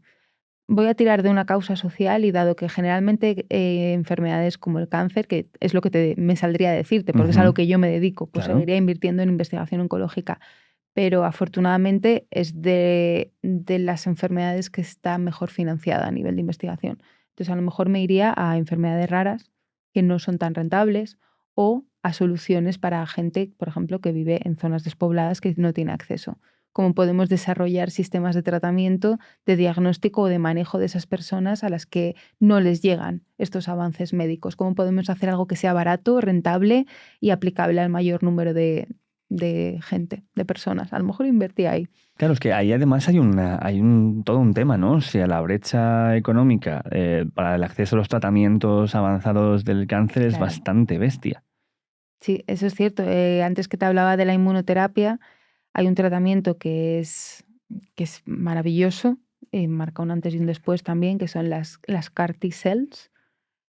Para cánceres de la sangre, tipo leucemias, funciona muy bien porque consiste en extraer tus propias células de tu sistema inmunitario a una placa de cultivo, modificarlas en esa placa para que reconozcan a las Ujú. células del cáncer, te las vuelven a inyectar y tu propio sistema destruye, te curas. Es una maravilla, pero es un tratamiento carísimo. Ujú. Pero carísimo, y no carísimo porque las farmacéuticas se quieran lucrar y como es un tratamiento tan exclusivo le pongo a un precio desorbitado. Incluso haciéndolo los propios investigadores, de hecho hay casos, creo que es esto con matices porque no estoy segura de si es así, pero me suena que hay un hospital en Barcelona que ya lo hacen desde el propio hospital. Claro, reduce los costes mucho de ser un tratamiento comercial y sigue siendo cientos de miles de euros por un paciente. ¿Un sistema sanitario puede asumir ese coste? Claro, Pues no. no tiene mucha pinta. Luego, yo escuché también de uno que era como con peces, de que se pillaba genes. Voy a hablar muy mal, ¿vale? Porque como de nuevo no tengo la terminología, pero se pillaban, no sé si eran células cancerígenas, y se hacía se les metían a unos bancos de peces siendo pequeñitos. Cuando estos crecían tenías muchos peces con este tipo de células desarrollándose en ellos y probabas diferentes tratamientos en cada uno para ver cuál era más efectivo. Una cosa así. Puede ser. Estos son los modelos animales. Nosotros lo utilizamos, se pueden utilizar desde... Hay peces que sí que se utilizan. Se utiliza también la mosca de la fruta, unos gusanos que se llaman Caenorhabditis elegans. Se Ujú. utilizan células tumorales y organoides tridimensionales. Se utilizan ratones también. Nosotros tenemos modelos de ratones modificados genéticamente que permiten mimetizar el tipo de cáncer que le ocurriría a un ser humano adulto. Y es muy habitual estudiar, esto es lo que se hace a nivel preclínico. Tú creas lo más parecido a la enfermedad del ser humano en un modelo y pruebas en ese modelo medicamentos, sistemas de diagnóstico, tratamientos, lo pruebas todo para Ujú. tener ideas, porque claro, tú no puedes probar directamente en seres humanos, eso sería una auténtica locura y con muy mal pronóstico Ujú. probablemente. Entonces sí, es habitual. Ese caso en concreto, yo no trabajo con peces, pero sí que me consta, he tenido compañeros que trabajaban. Claro, ¿y cómo es esto? Porque antes has mencionado lo de estas dos mujeres que se llevaron el Nobel por haber hecho la aplicación. Ujú. ¿Cómo es el tema de la competición, los premios? los artículos y tal, cuánto eso ayuda a la investigación, porque al final cuando creas un entorno competitivo, pues la gente, ¿no? Intenta superarse y ganar tal. Y cuánto puede entorpecer por los egos que implica querer estar ahí en la palestra y ganar las cosas. Buena pregunta. Em, Al final los científicos viven de su prestigio y de su investigación y suele ser algo que les importa muchísimo, porque al final muchos investigadores lo dan todo por su investigación, toda su vida, su tiempo, todo su tiempo productivo y tiempo de hobbies. Entonces es normal, ¿no? Que quieran cierto reconocimiento. Al final los premios un poco abogan a nuestra vanidad. Ujú. Si es útil, no es útil, entorpece, esto es opiniones muy personales, cada uno tendrá la suya. Al final es agradable, ¿no? Tener cierto reconocimiento a tu trabajo, especialmente si has hecho algo que realmente ha contribuido a la investigación, a la medicina, que se te reconozca, me parece algo positivo, no tiene por qué entorpecer. Pero cuando empiezas a tener ya esa presión, especialmente los científicos tenemos muchísima presión por publicar, Exacto, y un poco también a porque eso, claro, rigor y presión por publicar a lo mejor pueden a veces chocar. pueden chocar. Es verdad que publicar una revista científica indexada no es tan sencillo. Tú no se la puedes colar, porque realmente cada uno de los artículos, tú cuando estás 5 o 10 años, el tiempo que sea haciendo una investigación, y una vez que la has concluido, publicas tus resultados, tus conclusiones, das nuevas ideas y eso lo envías a una revista. Pero para que se te publique en esa revista, antes ha pasado a lo que se conoce como revisión por pares. Ujú. Es decir, otros científicos de tu misma especialidad, expertos en el tema, van a analizar con lupa, y créeme que lo analizan con lupa, todas y cada una de las cosas que tú afirmas en esa publicación y todos y cada uno de tus experimentos y de tus resultados. Y si no están convencidos, no te lo van a publicar, lo van a rechazar. O si creen que tienes que aportar más información, te van a pedir nuevos experimentos. Ujú. Si les convences a la primera, lo cual no suele ocurrir, Ujú. spoilers, Ok.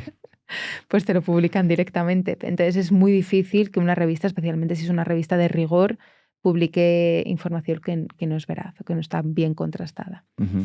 Dicho esto, están empezando a surgir revistas muy agresivas que, digamos, págame y te publico lo que quieras, son las menos y no tienen prestigio ni se reconocen de la misma manera, pero sí que existe esa presión, porque a los investigadores que nos financien o no nos financien un proyecto depende también de nuestro currículum y nuestro currículum depende de esas publicaciones. Es lo que más peso tiene el currículum de un investigador. ¿Cuánto has publicado? Claro, estas revistas agresivas de las que hablas, yo lo que flipo es que estoy viendo mucho peña que divulga cosas que son de dudoso rigor científico, pero se apoyan en, no, mira, hay un estudio que dice esto. Y entonces como para el la gran cantidad de la población no tenemos esa información Ya. de qué hace falta para que un estudio tenga valor tal y cual, pues mucha gente que dice, coño, pues yo hice un estudio, mira, si hay gráficas y todo, hay un Excel.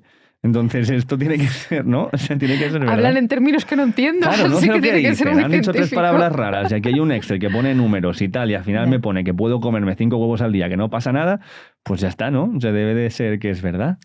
Sí, es un problema.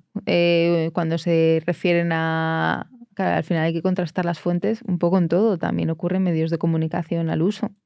Ujú. Hay medios y medios. Y tú puedes decir, este periódico publicó esta noticia y le puedes dar mayor o menor credibilidad. Con el tema de la ciencia ocurre un poco. Eso te basas en la experiencia, en el histórico de esa revista, en qué otros investigadores suelen publicar ahí. Generalmente estas revistas de prestigio tienen lo que se conoce como un índice de impacto muy elevado, lo que quiere decir que la comunidad científica cita esos artículos como referencia.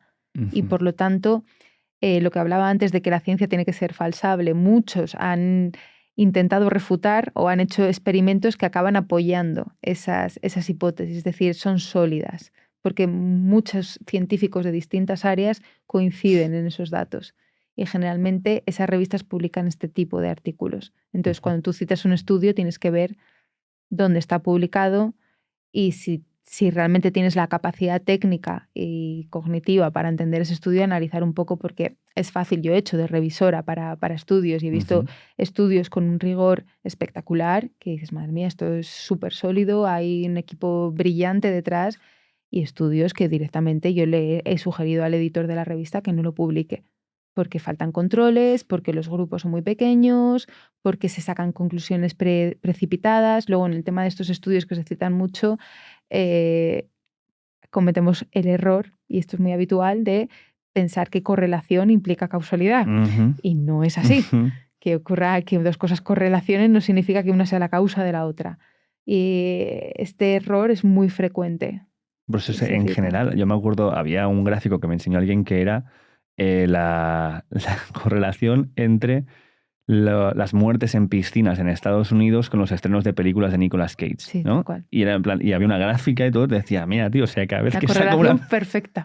Y es en plan, claro, pero esto... Lo que pasa es que creo que no, como seres humanos nos cuesta muchísimo aceptar que la casualidad es algo que se da y le intentamos buscar un sentido a todo. Desde soñé contigo y me has llamado por teléfono, eso es una señal que yo siempre que me dicen esto, digo, ¿cuántas veces has soñado con alguien y no te ha llamado, no? Exacto.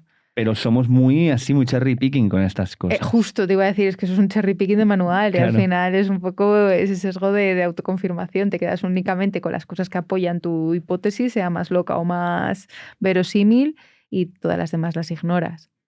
Entonces, bueno.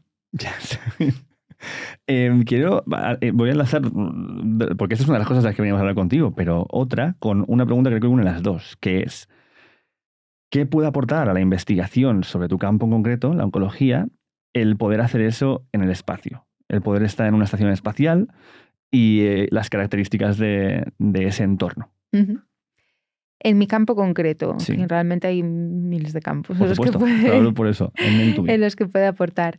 La investigación en el espacio, la particularidad que tiene, igual que el cáncer tiene la particularidad de que las células se dividen sin control, la única cosa común del espacio es que no hay gravedad. Entonces, cuando no hay gravedad, pasan un sinfín de cosas que implican estas aplicaciones que te estoy diciendo. Yo me lo voy a llevar a mi terreno. Pero al final, el hecho de que no haya gravedad significa que las propiedades de la materia cambian y los fenómenos físicos que dominan los procesos también cambian. Simplemente desde algo tan sencillo como aquí estamos en la Tierra, si yo ahora cojo esta taza y la dejo caer, se va a caer al suelo y se va a estampar y probablemente, bueno, me parece bastante resistente, así que a lo mejor no se rompe. En el espacio no, en el espacio si la suelto se va a quedar flotando. No hay esa fuerza que atrae, lo que implica que algunos procesos físicos que ocurren por la fuerza de la gravedad, como por ejemplo la sedimentación, cuando tienes un líquido en suspensión, al final por esa fuerza de la gravedad las partículas van cayendo hasta el fondo. Eso no ocurre en microgravedad. No hay esa fuerza. Entonces, ¿qué ejemplos se pueden aplicar? Uno directamente relacionado con la línea de investigación en la que estoy hablando, ya que lo pusimos antes de ejemplo como si la IA me iba a dejar o no me iba a dejar sin trabajo. Te comentaba que en mi laboratorio descubrimos una diana terapéutica en cáncer de pulmón y en cáncer de páncreas, y que para poder diseñar medicamentos que destruyan esa diana terapéutica necesitábamos saber su estructura tridimensional. Te hablé de la inteligencia artificial con el AlphaFold, que eras capaz de predecir esta estructura tridimensional de las proteínas. Pero también te comentaba que tradicionalmente esto se hacía consiguiendo cristales de proteínas. En el caso de la proteína con la que yo trabajo, no, era imposible. Directamente era imposible hacer cristales de proteína. Porque, ahora te explicaré por qué, pero era imposible. Vale. Se intentó durante 30 años. Como no existía AlphaFold, ni yo tenía opciones de ir al espacio, la tercera vía Sí. Vamos a ver. fue vitrificar esa muestra, es decir, congelarla y hacer pasar una de electrones en un microscopio electrónico para, digamos, analizando las sombras que proyecta esa proteína en una placa de un microscopio, en hacer la estructura tridimensional. Se llama cryo-EM, criomicroscopía electrónica. Y así es como lo descubrimos. Así es como lo hemos hecho en tierra, con una proteína que no se podía cristalizar y que AlphaFold no predijo correctamente. Si yo hubiera hecho... Eso, ¿eh? Sí. ¿Qué se podría hacer en el espacio? ¿Cómo se podría aprovechar el espacio en beneficio de esta investigación?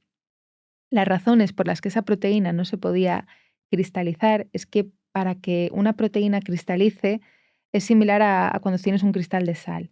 se tiene que formar como una especie de núcleo con varias de estas moléculas y luego se van integrando y ordenando en una estructura cristalina macroscópica, mucho más grande, que tú puedes analizar. Ujú. En las proteínas, a medida que se van integrando moléculas, se empiezan a integrar también impurezas y parte de estas proteínas se empiezan a precipitar, de Ujú. tal manera que no se forman cristales. Los cristales que se forman son muy, muy, muy débiles y se rompen con facilidad. En el espacio, todas estas incorporación de impurezas que ocurren por fenómenos de convección no ocurren porque no hay convección. Toda esta sedimentación de moléculas no ocurre porque no hay sedimentación, porque no hay gravedad. Ujú. Es decir, en el espacio se pueden conseguir cristales de proteínas y algo que se lleva haciendo décadas además. O sea, se lleva haciendo eso en el Sí, espacio hace se mucho hace. Hay tiempo. muchísimas Ajá. proteínas que se han cristalizado en el espacio y luego se han analizado en Tierra en sincrotrones. Ujú. También te he oído decir en algún lugar que el envejecimiento celular es más rápido en el espacio. Sí, no tanto el envejecimiento celular, el envejecimiento del ser humano Vale. en el conjunto fisiológico del ser humano. Y es de lo que más se ha estudiado a nivel biomédico en el espacio, es precisamente eso. Porque al no tener la fuerza de la gravedad, nuestros músculos no tienen ninguna resistencia, no hacen nada. No tienen Ujú. que sujetar tu cuerpo de pie, no tienen que caminar, no tienen que hacer deporte, estás flotando. Entonces, ¿qué pasa con los músculos? Que se atrofian. Los Ujú. huesos no tienen que mantener la postura, no tienen esa fuerza, esa resistencia mecánica de chocar con el suelo, que hacen que al final se destruya cierta materia ósea y se construya otra materia ósea. Y entonces ocurre una desmineralización de los huesos. Se pierde muchísima densidad ósea, Ujú. osteoporosis. O sea, puedes tener lo de los huesos de cristal Ujú. por estar mucho tiempo en el espacio. Sí, de hecho, las contramedidas que se aplican y que se llevan aplicando desde que los astronautas fueron a la Estación Espacial Internacional es el deporte. Hay una cinta de correr que Ujú. te atas con unas cuerdas, hay una especie de bicicleta estática y hay una máquina similar a la máquina de pesas. Pero ¿cómo puede funcionar la máquina de pesas si no hay...? No es con pesas, es Ah, con es con resistencias y resistencias. con válvulas, sí. Claro, como muelles y Sí, con... Vale. pero Ujú. es una manera de minimizar esa atrofia muscular y esa pérdida ósea, porque si no los astronautas en la reentrada a Tierra a través de la atmósfera no la soportarían. Ah, ¿no? O sea, se Se romperían. romperían los huesos, sí. Ostras. Claro, Sí. entonces hay como un máximo de tiempo que puedes estar en el espacio para poder volver. Vas a Y volver hecho puré y cuanto más tiempo estés, más. Vale. Pero si haces estas contramedidas, puedes mantener un nivel fisiológico bastante aceptable que te permita estar bien. Pero bueno, lo que ocurre es atrofia muscular, pérdida ósea, también precisamente por esta falta de gravedad, lo que ocurre es lo que se llama como un cambio de fluidos. En tierra, nuestra sangre tiende a ir hacia abajo y son las propias venas y estas válvulas que tenemos en las venas las que tienen que empujar, igual que el corazón Mm. está bombeando para que la sangre vaya circulando por todo nuestro sistema. Eso en el espacio, al no haber gravedad, los fluidos tienden a acumularse en la parte de arriba del cuerpo. De hecho, los astronautas los primeros días tienen la cara súper hinchada y roja, se llama puffy face, Ok. porque tienen toda la sangre en la parte de arriba. Entonces, como el corazón no tiene que estar bombeando la sangre en contra de la gravedad, el corazón también se atrofia un poco. Mm. Si lo piensas todo lo que te estoy comentando, atrofia muscular, un poco de atrofia cardíaca, hay problemas visuales también por esto, porque en los fluidos presiona la parte trasera de la retina y generan un síndrome que es muy parecido a las cataratas. También hay degeneración cognitiva por estar en aislamiento, Ujú. porque realmente tu sistema propioceptivo, el que guía tu equilibrio, está completamente alterado al no ver arriba y abajo. Fallo cognitivo, problemas de dormir, dolor lumbar, anemia, atrofia cardíaca, osteoporosis, atrofia muscular. Todo esto es lo que nos ocurre a los seres humanos cuando envejecemos. Ujú. Lo único que esto ocurre en un periodo de 6 meses. Entonces, ¿En 6 meses todo eso? sí, tú en 6 meses tienes un modelo real, porque es un ser humano, de lo que le ocurre a un ser humano a lo largo de su envejecimiento. Es decir, puedes estudiar cómo surgen todos estos procesos y lo que es más interesante, puedes estudiar cómo combatirlos, cómo Ujú. hacer esas contramedidas para evitarlos. ¿Y esto en qué se aplica? Sí, en que los astronautas puedan tener una segunda misión, pero también en nuevos tratamientos, en nuevas opciones terapéuticas para la gente que está aquí en Ujú. la Tierra. Claro, y entonces, sabiendo todo eso, ¿te parece, o sea, te parece un precio que estarías dispuesta a pagar por poder ir al espacio y hacer allí tus tareas de investigación. Sí, casi todo reversible, con un buen tratamiento y con una buena sesión de fisioterapia, de ejercicio, una buena alimentación, tanto antes como durante como después. Al final, la salud de los astronautas hay que cuidarla en todas y cada una de sus fases. Pero sí, me parece muy, muy interesante. Al final estás aportando conocimiento, aportando a la humanidad, intentando poner tu granito de arena para avanzar en ese conocimiento y mejorar la vida de la gente que está en la Tierra. Ese era mi propósito, ha sido siempre mi propósito desde que era niña. Ahora saco el libro porque vamos a ir a esto. Esto ha sido toda una intro para presentar, para presentar Órbitas, que es el libro que has publicado recientemente. Sí. Y lo primero que te preguntaría es qué te lleva a querer compartir esta historia que es tu historia.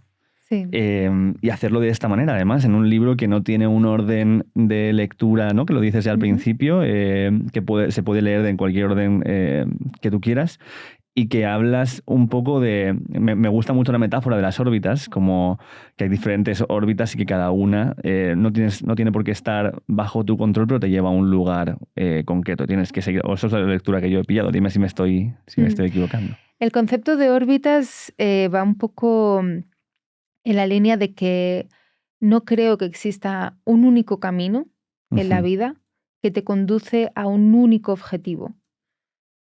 Esa es la esencia. Creo que hay múltiples caminos y que a lo largo de tu vida vas a experimentar muchos de ellos. Por eso aquí hablo de órbitas en plural y cuento 6. 6 de las cuales yo he extraído lecciones. Hay muchas más que no he contado y espero que vengan muchas más, muchas trayectorias y caminos que yo he seguido de los cuales he aprendido lecciones. Y eso es un poco lo que vuelco en este libro, en las reflexiones y mis ideas. ¿Qué tienen en común todas las órbitas? Que la fuerza central en torno a la que orbitan es la curiosidad.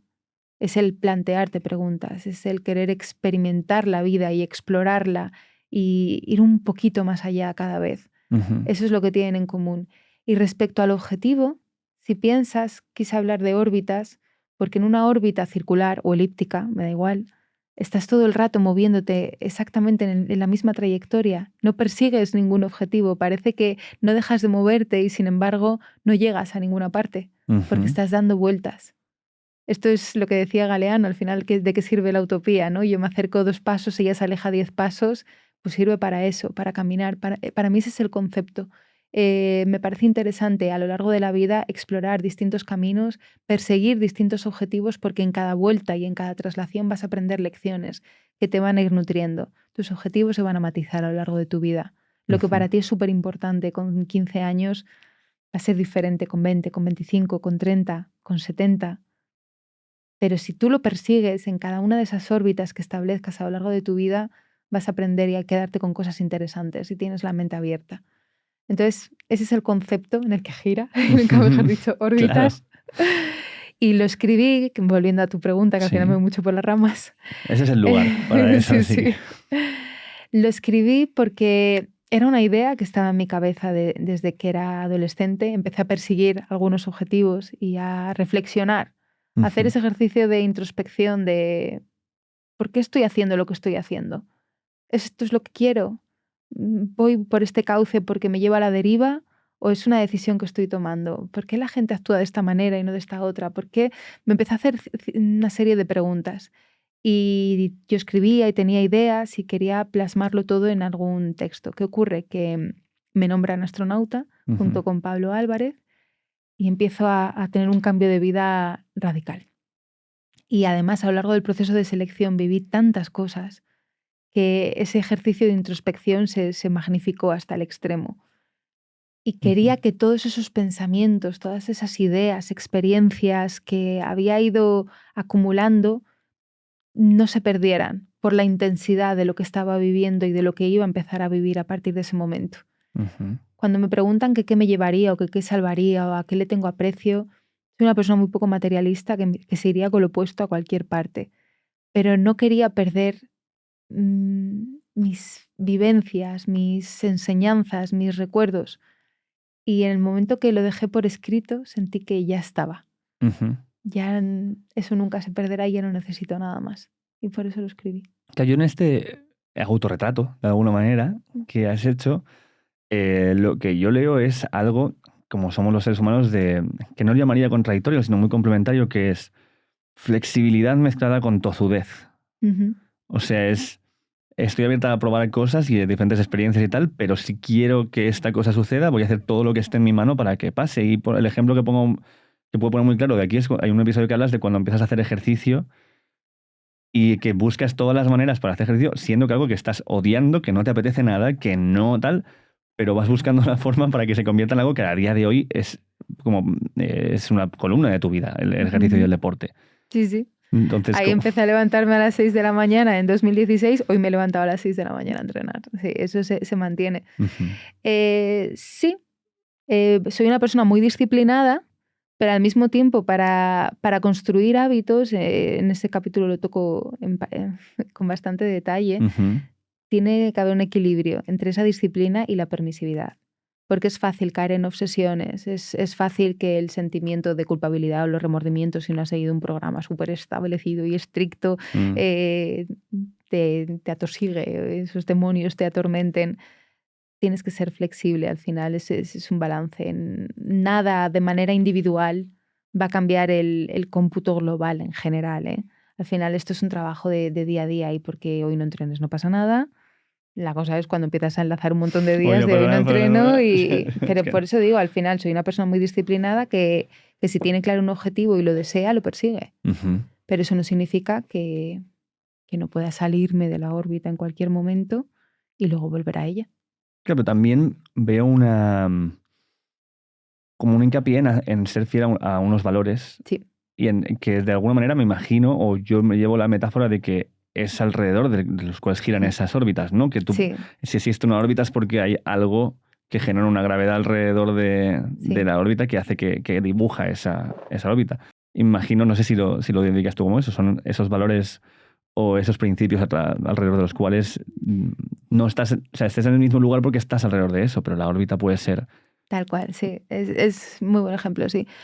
Es mi núcleo. Hay una serie de valores que me inculcaron cuando era pequeña, que yo he establecido, he intentado definirlos de alguna forma. Algunos valores yo creo que son más una cosa que sabes que está ahí, Mm, que es intuitiva, pero el ser buena persona con los demás, el perseguir crecer, aprender cada día, el ser valiente para intentar aquello que me motive, la pasión a la hora de hacer las cosas, esos son mis valores. Mis padres me educaron para que fuera feliz y para que ujú. fuera una buena persona. Qué cosa más simple, ¿no? Sí, bueno, no parece tan simple viendo cómo Pero estamos. ese es mi núcleo. Y alrededor de ese núcleo es como he construido todas esas órbitas, las que no he contado y las que estarán por llegar. Ese es el núcleo. Y el motor, el impulso, la sangre que corre un poco por mis venas es la curiosidad, las ganas de seguir explorando, de seguir orbitando. Pero sí, cuando hay dudas o cuando me voy a órbitas más alejadas, más cercanas, más rápidas, más lentas, todo gira en torno a esos valores, porque esa soy yo. Ujú. Entonces yo puedo ser en muchos contextos, puedo estar en mi laboratorio con la bata haciendo un experimento, puedo estar sobreviviendo al frío o preparándome para una misión espacial, puedo estar en casa con la mantita viendo Netflix, puedo estar de mil maneras, toda soy yo. Soy esa persona introvertida que le encanta hacer puzzles en soledad y en silencio, o estar en una fiesta con cientos de personas o dando una conferencia de divulgación delante de mil. Ujú. Son dos personas distintas, son la misma, porque al final todo gira alrededor de unos núcleos, de un núcleo y de unos valores que se construyeron cuando yo era pequeña y que me han acompañado siempre. Yo lo que veo también, una cosa que me llama mucha atención es entiende que la tozudez lo decido como algo bueno, como tozudez en plan Sí. de resiliencia, de ponerte a currar, pero esta flexibilidad, que es lo que me parece que a veces nos falta a muchos, el hecho de decir, que es la versión al riesgo. El hecho de Mm. decir, no sé si ponerme a hacer esto porque es muy pronto y no estoy preparado, porque es muy tarde y se me ha pasado el tiempo, porque no sé de esto, entonces ¿cómo voy a empezar a saber algo que no sé? O sea, como todo esto, veo que son cosas que se te presentan en la vida y tu enfoque es, bueno, pero es que da igual, es que vamos para aquí. Y entonces me gustaría saber tu relación con el riesgo, con el concepto de empezar caminos y de dejar cosas para empezar caminos. Depende de la situación. Es verdad que lo que cuento parece que soy una súper intrépida o una inconsciente que le encanta probar todo continuamente. Me gusta probar mis límites, me gusta tomar riesgo controlado. Hay cosas que directamente rechazo. Yo también tengo cierta aversión al riesgo y especialmente ahora que no me puedo permitir según qué cosas, tengo más aversión al riesgo y más miedo, entre comillas, porque me pueda pasar algo por lo que ello implica. Pero cuando yo decido que algo me interesa o que quiero explorar algo, y esto es una cosa muy personal, no digo que todo el mundo tenga que hacer este tipo de cosas, de sal de tu zona de confort y vive cosas nuevas todos los días. No es necesario. Todo el mundo puede quedarse muy feliz en su zona de confort. Pero sí que animo a la gente, y aquí a no ser hipócrita y a no autoengañarse. Es decir, si tú no quieres probar cosas porque no te da la gana, chapó por ti. Perfecto. Si es que nadie te obliga a salir de tu zona de confort o a probar otra cosa o a meterte en un proyecto o a cambiar de profesión o de pareja o de amigos o a viajar. Nadie te obliga. Afortunadamente somos o queremos o intentamos ser libres y podemos tomar nuestras propias decisiones. Lo que ya me mosquea un poco más es cuando la gente se inventa excusas justificando el por qué no hace las cosas. Totalmente. Entonces, yo soy una persona que no se permite poner excusas. Yo no me autoengaño, no me hago trampas al solitario. O a lo mejor las detectas y dices, espérate, esto porque me estoy exactamente. diciendo esto. Sí. Y si no lo hago, lo que me digo a mí misma, porque generalmente estas conversaciones las tengo conmigo misma, no soy de alardear ni para bien ni para mal. Y te puedo decir con la misma epicidad que me he tirado un avión que me he quedado en casa rascándome la barriga porque ese día no me apetecía hacer nada. Para mí es lo mismo. Son decisiones que he tomado, no tienen mayor importancia una que la otra. Entonces, yo sí que si me planteo algo y quiero hacerlo, intento hacerlo. O si no lo hago, digo, vale, pues no lo hago porque no me apetece salir de mi zona de confort en esto, no quiero hacerlo. No me aporta, hago un balance coste-beneficio y decido que no me interesa. O lo pruebo, no me aporta lo que yo esperaba y lo abandono. Pero no me autoengaño diciendo, no, bueno, es que me falta tiempo para esto, no, es que quería pensar que... No lo hago porque no me da la gana y está. Y está bien. Es que está bien, es que no le toca dar explicaciones a nadie. Pero también hay otro perfil de lo que tú has dicho, que es el que cuando tú decides hacer algo que sabes que cuesta, que tiene un trabajo que va a ser difícil y tal, te dice, pues si eso, ¿para qué vas a hacer eso? Si eso va a salir mal. Esto seguramente no tienes la información. Como dices, pero ¿por qué me estás diciendo estas cosas? Que a veces puede venir de la preocupación, pero yo creo que hay una parte en la que esa autojustificación para no hacer las cosas se extiende a no, tú tampoco lo puedes hacer, porque no lo puedo hacer yo. Y como veo esta peña que a veces como te ensombrece decisiones por el hecho de decir, tío, pero es que estás poniéndote el peor lugar de los lugares de alguna manera y siento que puede ser porque tú tampoco te atreves a hacer ciertas cosas y entonces como que... Sí, me quieres llevar un poco a tu terreno. Sí. ¿Sabes qué pasa? Que la gente que me conoce, la gente más cercana a mí, sabe perfectamente cómo soy. Yo cuando tomo una decisión no la tomo en caliente, aunque pueda parecer que la tomo en caliente, porque en el momento que yo tomo una decisión es cuando la manifiesto y se la cuento a terceras personas. Y cuando yo he tomado una decisión, la ejecuto, y la ejecuto ipso facto. Entonces parece que soy una calentada que decide esto y lo hace. No, esa decisión la he tomado después de un proceso de meditación, que me ha podido llevar desde una semana hasta años. Tardé 11 años en hacerme el primer tatuaje. En cuanto le dije a mis padres, a mi pareja, me voy a hacer un tatuaje, me lo hice al día siguiente. Que la loca esta que decide que se hace un tatuaje, no, llevo tiempo pensándolo. No os lo había comentado. Entonces, cuando yo tomo una decisión, es final. Entonces, la gente que me conoce sabe que da exactamente igual lo que me pueda decir que esa decisión la he tomado ya, y si la he tomado es porque he considerado los riesgos, los beneficios, lo que me aporta, lo que no me... He hecho ese estudio de coste-beneficio. Siempre lo hago, no tomo decisiones en calientes, tomo decisiones meditadas, y como son meditadas y personales, pues si afectan a otras personas, obviamente que pido opinión, o si son cosas laborales, pero si son decisiones mías respecto a cómo vivo mi vida, son incuestionables.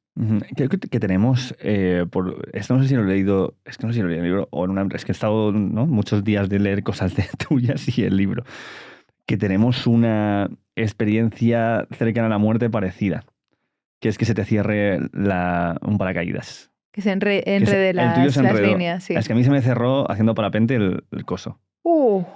¿Qué hiciste? Iba un señor detrás mío, yo no me enteré hasta que estamos en el suelo. Yo solo le preguntaba, ¿qué pasa? ¿Todo bien? Porque nunca había volado, entonces si no vuelas es difícil entender el movimiento tridimensional que estás haciendo. A veces que yo no sabía si íbamos para adelante o para arriba. Ya, sí. ¿No? Entonces yo vi que íbamos muy rápido, pero no sabía hacia dónde y yo estaba en plan de pero de repente notaba el tío moviéndose raro detrás y yo decía, ¿qué pasa, tío? Nada, todo bien. Y luego noté como muy fuerte sacudida, que es que se había vuelto a abrir la vela y noté como un estirón y miré hacia abajo y tenía un árbol a un palmo cuando 10-15 segundos antes estaba viendo un valle desde arriba del todo, ¿no? Pero en tu caso fue que se te enredó el paracaídas y no se abría, ¿o cómo fue? Bendita inconsciencia la tuya, ¿eh? O sea, era un salto, era tándem, entonces lo que veo era el otro era el profesional.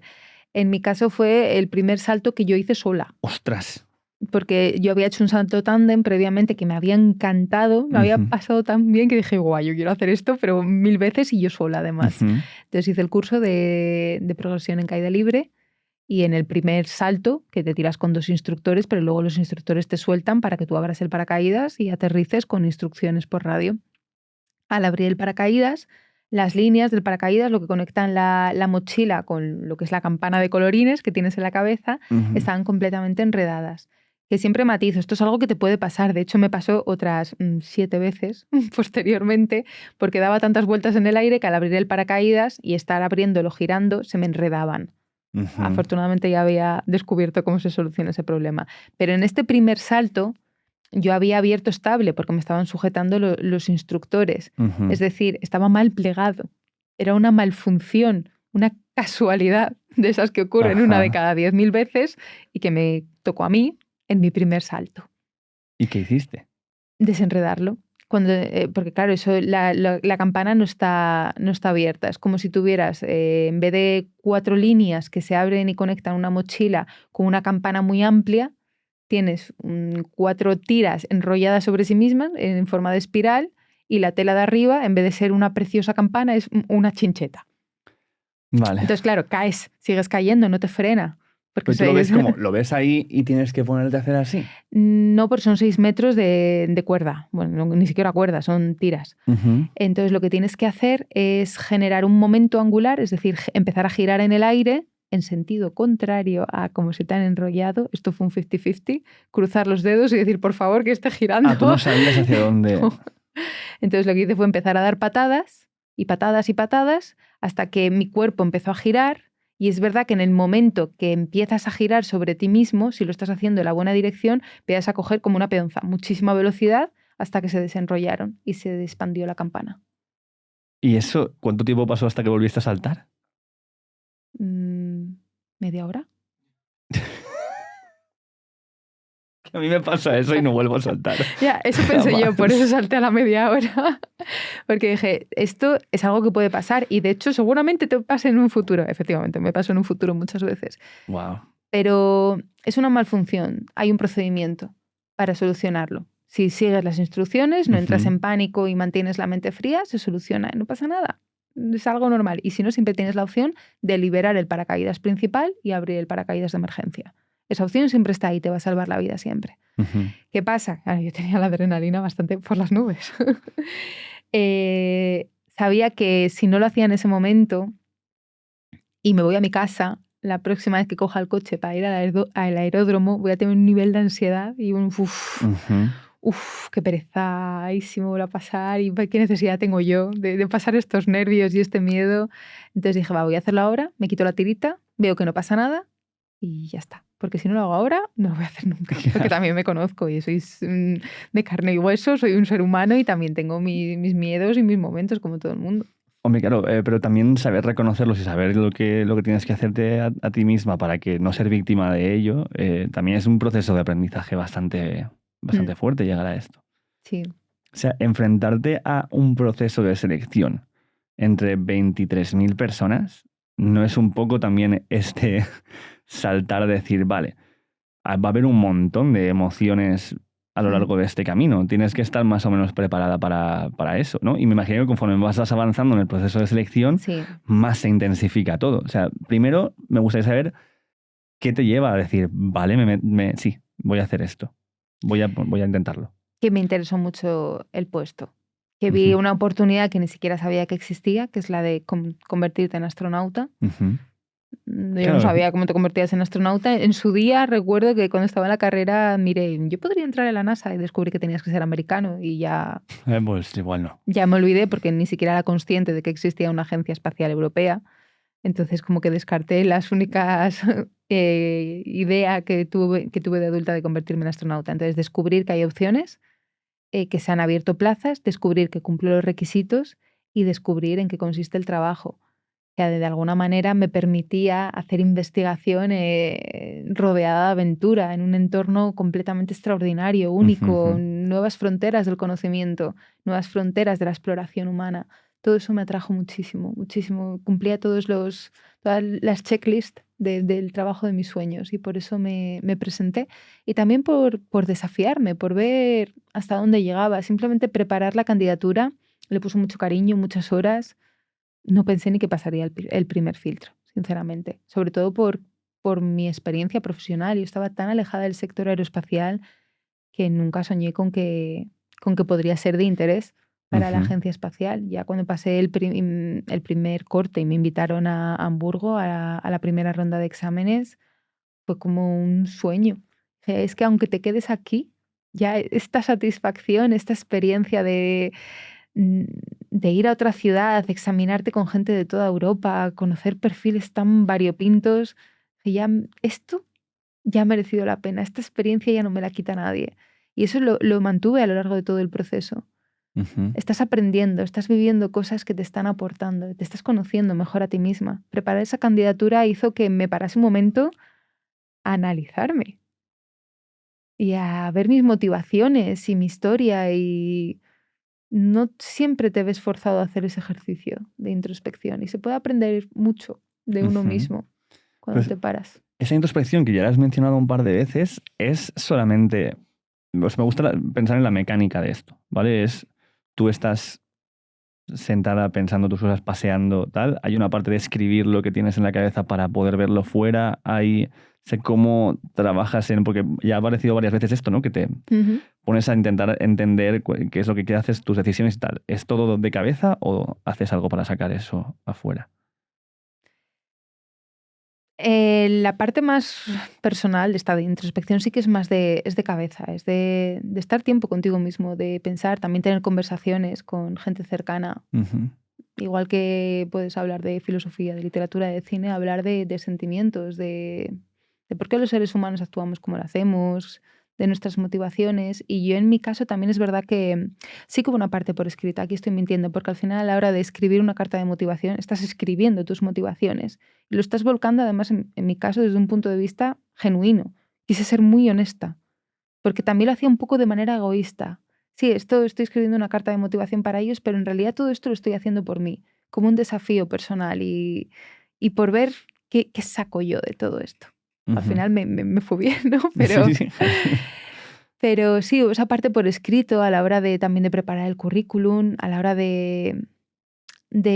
bueno, preparar, no sé si puedes preparar entrevistas psicológicas, Ujú. pero sí que me hacía a mí misma preguntas, me hacía distintos tests, mm, me autoestudiaba de alguna forma. Sé que sí que hubo una parte por escrito en todo esto. Ujú. ¿Y hay algún momento en el que te sientes, o sea, cuando hay procesos muy complicados, sobre todo a nivel psicológico como algo así, solemos llegar a veces a un punto de quiebre de decir, "Uf, es que no sé si aguanto más Mm, esto, no sé si esto vale la pena, no sé si esto, ¿sabes? Como todas las dudas, no sé si y además, sobre todo cuando es algo en lo que te están calificando, sí, también a veces pasa algo en plan de, pero esto es verdad, estoy engañando a la gente, o sea, ¿qué pasa, no? Muchas dudas al sí. respecto, no sé si pasaste por esto. Pasé por eso y rocé ese punto de quiebra en múltiples ocasiones, porque se juntaban muchos escenarios que no son agradables para ningún ser humano, empezando por la propia incertidumbre. Estamos hablando de un proceso de selección extremadamente largo en el que no sabes cómo te van a evaluar, no sabes cuándo te van a evaluar y ni siquiera sabes si lo que estás diciendo es lo que ellos quieren, si son las respuestas adecuadas, porque ¿cuáles son las respuestas adecuadas en algo tan subjetivo y tan psicológico como un perfil de astronauta? Ujú, Esa incertidumbre no es agradable. General, eso por un lado. Luego, la necesidad de feedback que todos tenemos. Cuando tú haces un examen, tú quieres saber la nota del examen. Cuando escribes un libro, quieres saber qué tal, si le ha gustado a la gente, qué opinan. Cuando compones una canción, quieres ver cómo conectas con el público y tener cero feedback de todo lo que haces. Pero lo que he hecho es una mierda, o está bien, vamos a ver, ¿qué es esto? Eso es un estrés también, el no saber cuándo se va a acabar. La vulnerabilidad que sientes cuando te están examinando. A nadie le gusta que te examinen y ponerte ante un tribunal que te mira con la ceja levantada y tú te sientes pequeñito y dices, ¡ay, madre! Y luego también eso, el síndrome del impostor de ¿qué hago yo aquí? Pero si yo no tengo nada que ver con el espacio y si hay gente que está más preparada, estar a la altura, no estar a la altura, lo estar haciendo bien, las dudas y todo eso integrarlo con tu vida, que no desaparece, que tú tienes un trabajo, tienes un entorno familiar, unas responsabilidades, unas obligaciones. Es duro mantenerlo. Y esto nos lo decían y nos lo dijeron cuando terminamos todo esto. El propio proceso de selección ya era un proceso de selección. Aguantarlo. Claro. Llegar hasta el final y saber lidiar con todas y cada una de lo que va a ocurrir. Las sorpresas o que de repente te digan mañana te diré si lo has conseguido o no. No, pues ya no te lo digo. Te voy a avisar una hora antes de que salgas al escenario. ¿Y cuál es el cable a tierra para todo esto? Pues en mi caso, trabajar mucho en la aceptación de esa incertidumbre y mantener una mente flexible. Es decir, convencerte de que hay cosas que escapan a tu control, entonces no pierdas tiempo ni energía en intentar cambiar o controlar algo que no depende de ti y que no te dejan, porque es gastar energía. Usa esa energía en cosas que te aporten, en estar bien. Distráete, estate con gente a la que quieres. Suéltalo, háblalo con gente cercana o con un terapeuta si es lo que necesitas. Saca lo que tienes dentro, pero no gastes energía en frustrarte porque algo no es como tú quieres. Porque el mundo no se ha hecho para girar en torno a nuestro ombligo. Totalmente. Pues estaría aquí contigo hablando un ratito más, pero te tienes que marchar, que tienes, pues eres una persona con una agenda bastante complicada. La verdad que sí. Pero te agradezco muchísimo venir aquí y también me gusta que quede esta parte pendiente para que quien quiera saber un poquito más de esto que estamos hablando, pilléis Órbitas, disponible pues como siempre, todos los libros ya están disponibles en todos lados, ¿vale? No hace falta que diga dónde puedes comprar un libro, porque si no lo sabes, chicos, yo qué sé. Hay un problema, si no sabes dónde comprar un libro. Ya no sabes leer directamente. O sea, entonces, leeros el libro. Gracias por haber venido, por habernos hablado también sobre el cáncer, que es algo que creo que lo vemos todos todo el rato, pero no tenemos como a veces insights al por menor y me alegro mucho que hayas podido compartirnos esto y no sé, mucha suerte con todo. Cuando quieras volverte a pasar otro día, pues estás súper invitada. Ha sido un placer, muchísimas gracias por invitarme y también por dar la oportunidad de hacer este tipo de divulgación que no siempre es habitual, especialmente en medios de comunicación y con gran calado. Y se agradece poder hablar de ciencia y transmitirlo. Así que muchas gracias. Pues estamos, gracias. Y gracias a vosotros y vosotras por este ratito. Espero que os hayáis pasado bien y nos vemos en otra. Hasta luego, gente.